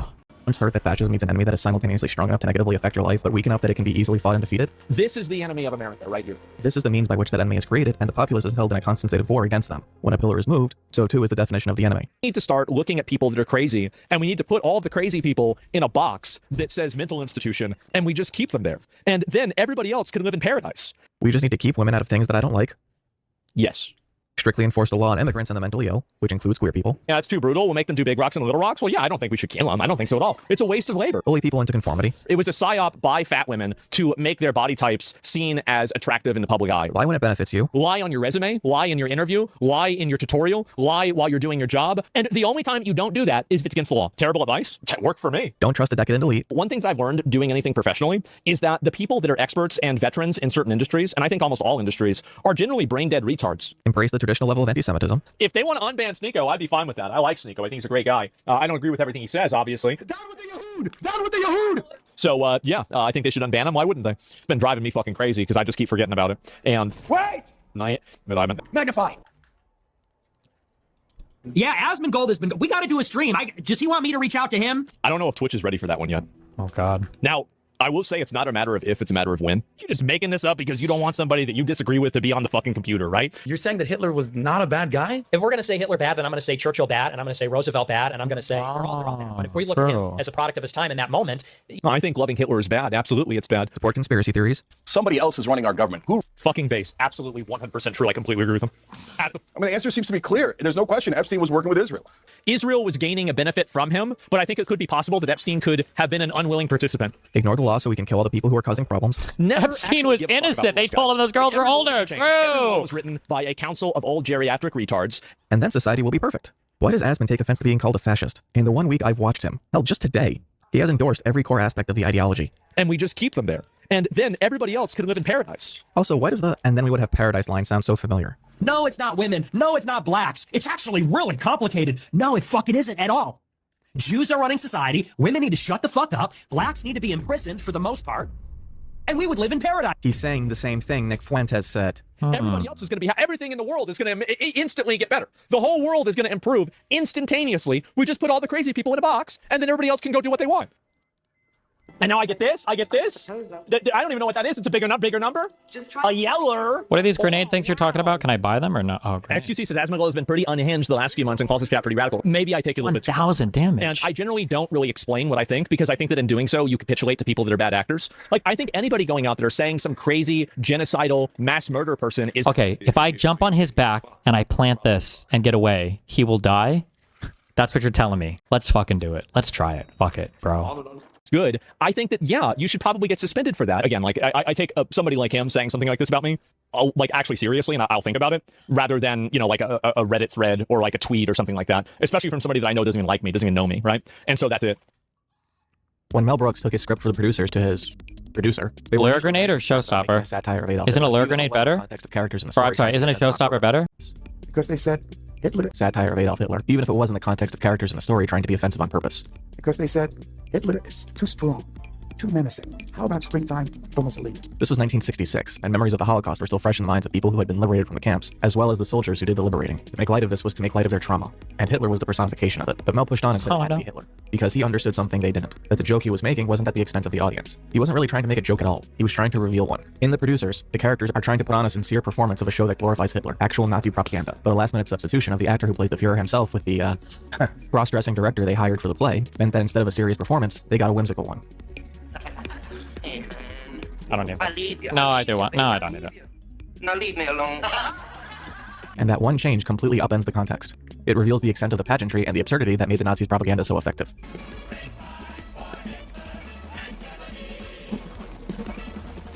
It was the very fact itself that you couldn't make... Wait, showstopper only stops them from moving? He will keep shooting? They used to build themselves up. No. The fact that it all had the implicit threat of violence behind it. You're lying. You were saying? The more absurd it was, the greater the strength it conveyed. And once the threat was removed, all that was left was the insecurity that comes with telling people not to laugh at you. I got you, King. I got you. Kaya. Kaya, please. Get down. The Fuhrer had no clothes. Stop me if you've heard this one. A man goes to the doctor, says he's depressed. Life isn't worth living anymore. The doctor says the cure is simple. Go see the great clown Pagliacci. The man bursts into tears. He says, but doctor, I am Pagliacci. There's a lot of fear, a lot of anger, a lot of resentment, and a lot of pain. And there's a lot of anxiety. And the anxiety entrenches all the rest because it tells you that change is impossible, that being happy is perpetually out of reach, that other people will reject you. So you reject them first. You accept the labels put on you as a badge of honor, because at least then it's on your own terms. That's not something to be proud of. It is something to be proud of. You want to talk racism? I can be way more racist than you, Angloid. Maybe Asmongold is happy in the way he lives his life, but his presentation as someone who's happy is why he's so popular. For some, he's the clown, unaware that people are laughing at him. Has it ever occurred to you that maybe the research was done in a way that was bad? And for others, he's the aspiration. Instead of being the change, you can simply learn to not care what people think. You get all these strings attached to you. Wait. Jesus. Bro, and you get enough strings attached to you and you become a puppet. But no one is truly capable of doing that because we see other people as what they present and we see ourselves as what we feel. That's what self-talk is built out of. Your inner monologue uses the face of someone else to speak, but it uses your voice. If you're worried someone else will laugh at you, that's because you think something is worth making fun of. You just blowing from stupid then? And that makes people put up their guard and reject vulnerability and deny themselves what they feel and what would make them happy. It's easier to be numb than it is to be sad. But really, you aren't numb because all that pressure you need to push down those feelings just makes them that much more forceful. I'm a nice, easygoing man. I might be a little bit indecisive at times. Lashing out at perceived slights, looking for some justification to allow yourself to embrace the negativity. The Sopranos was a show all about how Tony was constantly pushing down his feelings in order to force himself into the idea of who he wanted to be and how miserable it made him as a result. Breaking Bad is the same. So it's practically every Martin Scorsese movie. We make ourselves miserable because we try to fit ourselves into other people's molds. And the more warped it makes us, the more we squeeze to try and fit. And so, like Asmon said about conspiracies, you feel worse, and so you put up more defenses, and that makes you feel even worse, so you put up even more. And eventually, you're sitting alone, constantly needing to justify to yourself that this is okay, because everyone else is terrible anyway. And at that point, the solution shifts from putting up more guards yourself to getting everyone else to put up their own. And when everyone's super, no one will be. Whoa. Immigrants are criminals. Woke is trying to take over. I've talked about horseshoe theory throughout all of this, and this is the true point of connection. A desire to have the world conform to your standard so that everyone has the same guards up. pretty soon, everyone will embrace sadness, and there'll be no such thing as smiling. In a moment where Asmon tries to put forward the idea that people who commit political violence can't be judged on the politics because they're acting in a way that's crazy, he manages to touch on the issue I'm talking about. Like, you shouldn't be looking at what they're saying and trying to blame this on a political party. Yeah, obviously, like, you can talk about how political parties, like, enable violence and certain types of rhetoric, etc. And their mindset it is so far removed from what an average person believes or thinks or behaves. So you trying to use logic to reverse engineer their thinking won't work because they didn't use logic to get there in the first place. Asmon's touching on the idea that you can't rational someone out of an idea they got to irrationally. I don't think that's necessarily a universal truth, but I do think this is an awareness you need to have about yourself and your own understanding of how you come to certain conclusions. The fundamental issue Asmon misses here is that the rhetoric and political ideology are what create the thought process in people capable of committing violence. It's not that they couldn't find other excuses, it's that the ideology and the rhetoric are how people come to conclusions about how to live and how to act. Someone who isn't a Nazi wouldn't necessarily believe that it's heroic to sacrifice yourself in a blaze of glory for a cause dedicated to racial superiority, but when you're a Nazi, that's the goal. Politicians and pundits provide the means by which we can turn the inscrutable feelings we have about the world into something we can put words to. Some people will find themselves attracted to certain ideas and descriptions that satisfy certain feelings at the expense of others, and the result is that they won't ever be able to deal with the underlying problems they have, creating the frustration that leads to stronger outbursts. Some people find Jesus, some people find Alex Jones, some people find Antifa. Saying that someone's mental illness is the main culprit is thought terminating. It allows you to justify and hold on to a way of thinking that continues to ignore deeper problems you might have, instead of trying to reconcile what it is about your ideology that could drive people in that direction. Research doesn't lie, John, unless us know what we're thinking. What's too boring, what's too gay, what's too old? The most common belief in the people who commit violent political acts is that they are ultimately saving people. The white supremacists think they're saving vulnerable white people from racial domination, the extremists on the far left think they're saving vulnerable people from their own persecution, and everyone thinks at some level that the Jews are behind it all. Ultimately, in both cases, these actions are about satisfying those surface level feelings at the expense of the deeper ones. At least I can deal with my own problems, unlike some I know. And the endless analysis we get of what motivation people have are in turn about soothing that denial in everyone who will, in some way, do the same thing without the violent tendencies. But it is the ideologies on the right that put more focus on the idea of committing this kind of violence. That there is glory in the fight, and that blood and honor are the most important things. And we fight. We fight like hell. And if you don't fight like hell, you're not going to have a country anymore. This is a story about big, hairy, muscular men killing each other and dying for honor, glory, tradition. And while we can find the fictional narratives that explore these beliefs fun, we have to recognize that when they're brought into the real world, they're destructive to how we interact with one another. In truth, it's a way to force people to feel the way you do, and there are people who will take advantage of that. I think that's the biggest irony here. Every claim about Karens Asmon has made is one that he himself has endorsed, but on his terms. This is bad. I am so fucking upset, and these retards are sitting here making these award shows for other retards, and it's making me mad. They never get challenged to actually improve themselves on a personal level. They just get a fucking vicious cycle of learned helplessness. His chat even does the same practice of overqualifying questions as sincere to avoid making Asmon mad. I've been there. It sucks, but it's a choice. And though Asmon would say that I'm calling it a choice because I want you to choose differently, I'm really telling you that I want it to be your decision. Whether you stay the same or you try something different, you should do it on your own terms, and not because of what someone else tells you is the right way to be. If you think the world will judge you for it, think about whether it's really what the world thinks, or if it's what you're afraid of the world thinking. It might feel safe to have a wall between you and everyone else, but if the person you don't want to spend time with is yourself, all you've done is build your own trap. Not caring what people think comes from accepting the vulnerability of others so that they can accept the vulnerability of you. It's an act of trust. And all Asmongold has really taught me over the course of this week is that he doesn't trust anyone. I never trust studies. I never trust experts. I don't trust anybody. The thing that I trust is what I think. All of these different media companies, they are all biased. None of them should be trusted. The only people you should trust are individual YouTube creators, and even them you should take with a massive grain of salt, even including me. He wants you to feel like you can't laugh at the performance. But I can tell you, looking in from outside, there's nothing worth being afraid of. If you can't be happy by yourself and you can't be happy by just simply living your life normally, then the problem isn't really with the world, it's with you. And I think that if you can listen to yourself and you can take part in things that you enjoy and you're not doing it for somebody else or for some other reason, you can end up being a happy person. There are people who can find the bad in the good, and there are people who can find the good in the bad. And I think that if you're around a person that finds bad things inside of good things, that is like the closest that you can be to a vampire in your entire life. They are toxic, awful, obnoxious, exhausting, tiresome, annoying, just shitty people, right? They are energy vampires. The moment that you think about something else making you happy or somebody else making you happy or something like that, you have already lost the game. You have to base that off of what you want and what you want to do. That's the only thing that matters. But I think at a certain point, people don't want to take accountability for themselves in their own situation, and they want to look at some external factor and then try to blame that instead. Happiness is a state of lying to yourself that life has no meaning? Well, I don't know. Like, I mean, happiness to me is getting a bag of beef jerky. Happiness to me is finishing a stream and being able to lay down in my nice bed and, you know, I can just relax. Basically, I think everything has to come from within yourself. And if you don't do that, you've got a lot of problems. I could go back and forth about it over and over, but that's basically what I'm saying, okay? Yeah, that's about it. How many soda cups? I don't know, like a lot. Anyway, guys, yeah, I'm going to do this, and, sweet. I'll be right back. Do you get why Asmongold is so appealing to so many people? I mean, he's very gamer coded. So like he has a very masculine like disposition and delivery for all of his stuff, plays video games. So he's got like the credibility, he's got history. So he's already got an established audience. He's a smart person. He's obviously got if we believe in a verbal IQ, I don't know if that's a real thing, but he speaks well. He can like watch stuff and give you some kind of take on it. That's going to be whatever the standard kind of populist take is. And then, you know, he's got his community, you know what to expect. He's very like safe and comfortable. You're not going to Asmongold's stream to be like critically challenged much with, you know, your beliefs. Yeah, I think there's always, like he always seems like relatively calm or unbothered. He tries to be funny. I don't know if he's ever actually upset or mad, only when he plays games. Jesus. I still think one of the biggest issues with a lot of these fucking content creators on Twitch is they don't ever come into contact with people who disagree with them. Everybody is so fucking isolated now. Everybody's so tunneled into their own shit because they know that they can't reasonably justify, I guess, any of their crazy beliefs to anybody else. And I think that when you get locked into that, then I think that you start to get more, like you get radicalized like very, very, very, very, very quickly. Where is the, there's some stupid video. There's a thing that has like these things that bounce around. Here you see the control rods with the graphite displays has got stuck. You can see like how quickly the reaction gets fucked once it gets like past a certain point or whatever. And it like grows, I think exponentially is the correct term. But I think this video will play for like, the original one might be like a minute or something. Right. But like as soon as you can have people that have different ideologies that interact with each other for months or years and years. And then as soon as you scuttle off into your own corner, I think like very, very, very quickly, you can start to get into some crazy fucking areas, which is not good.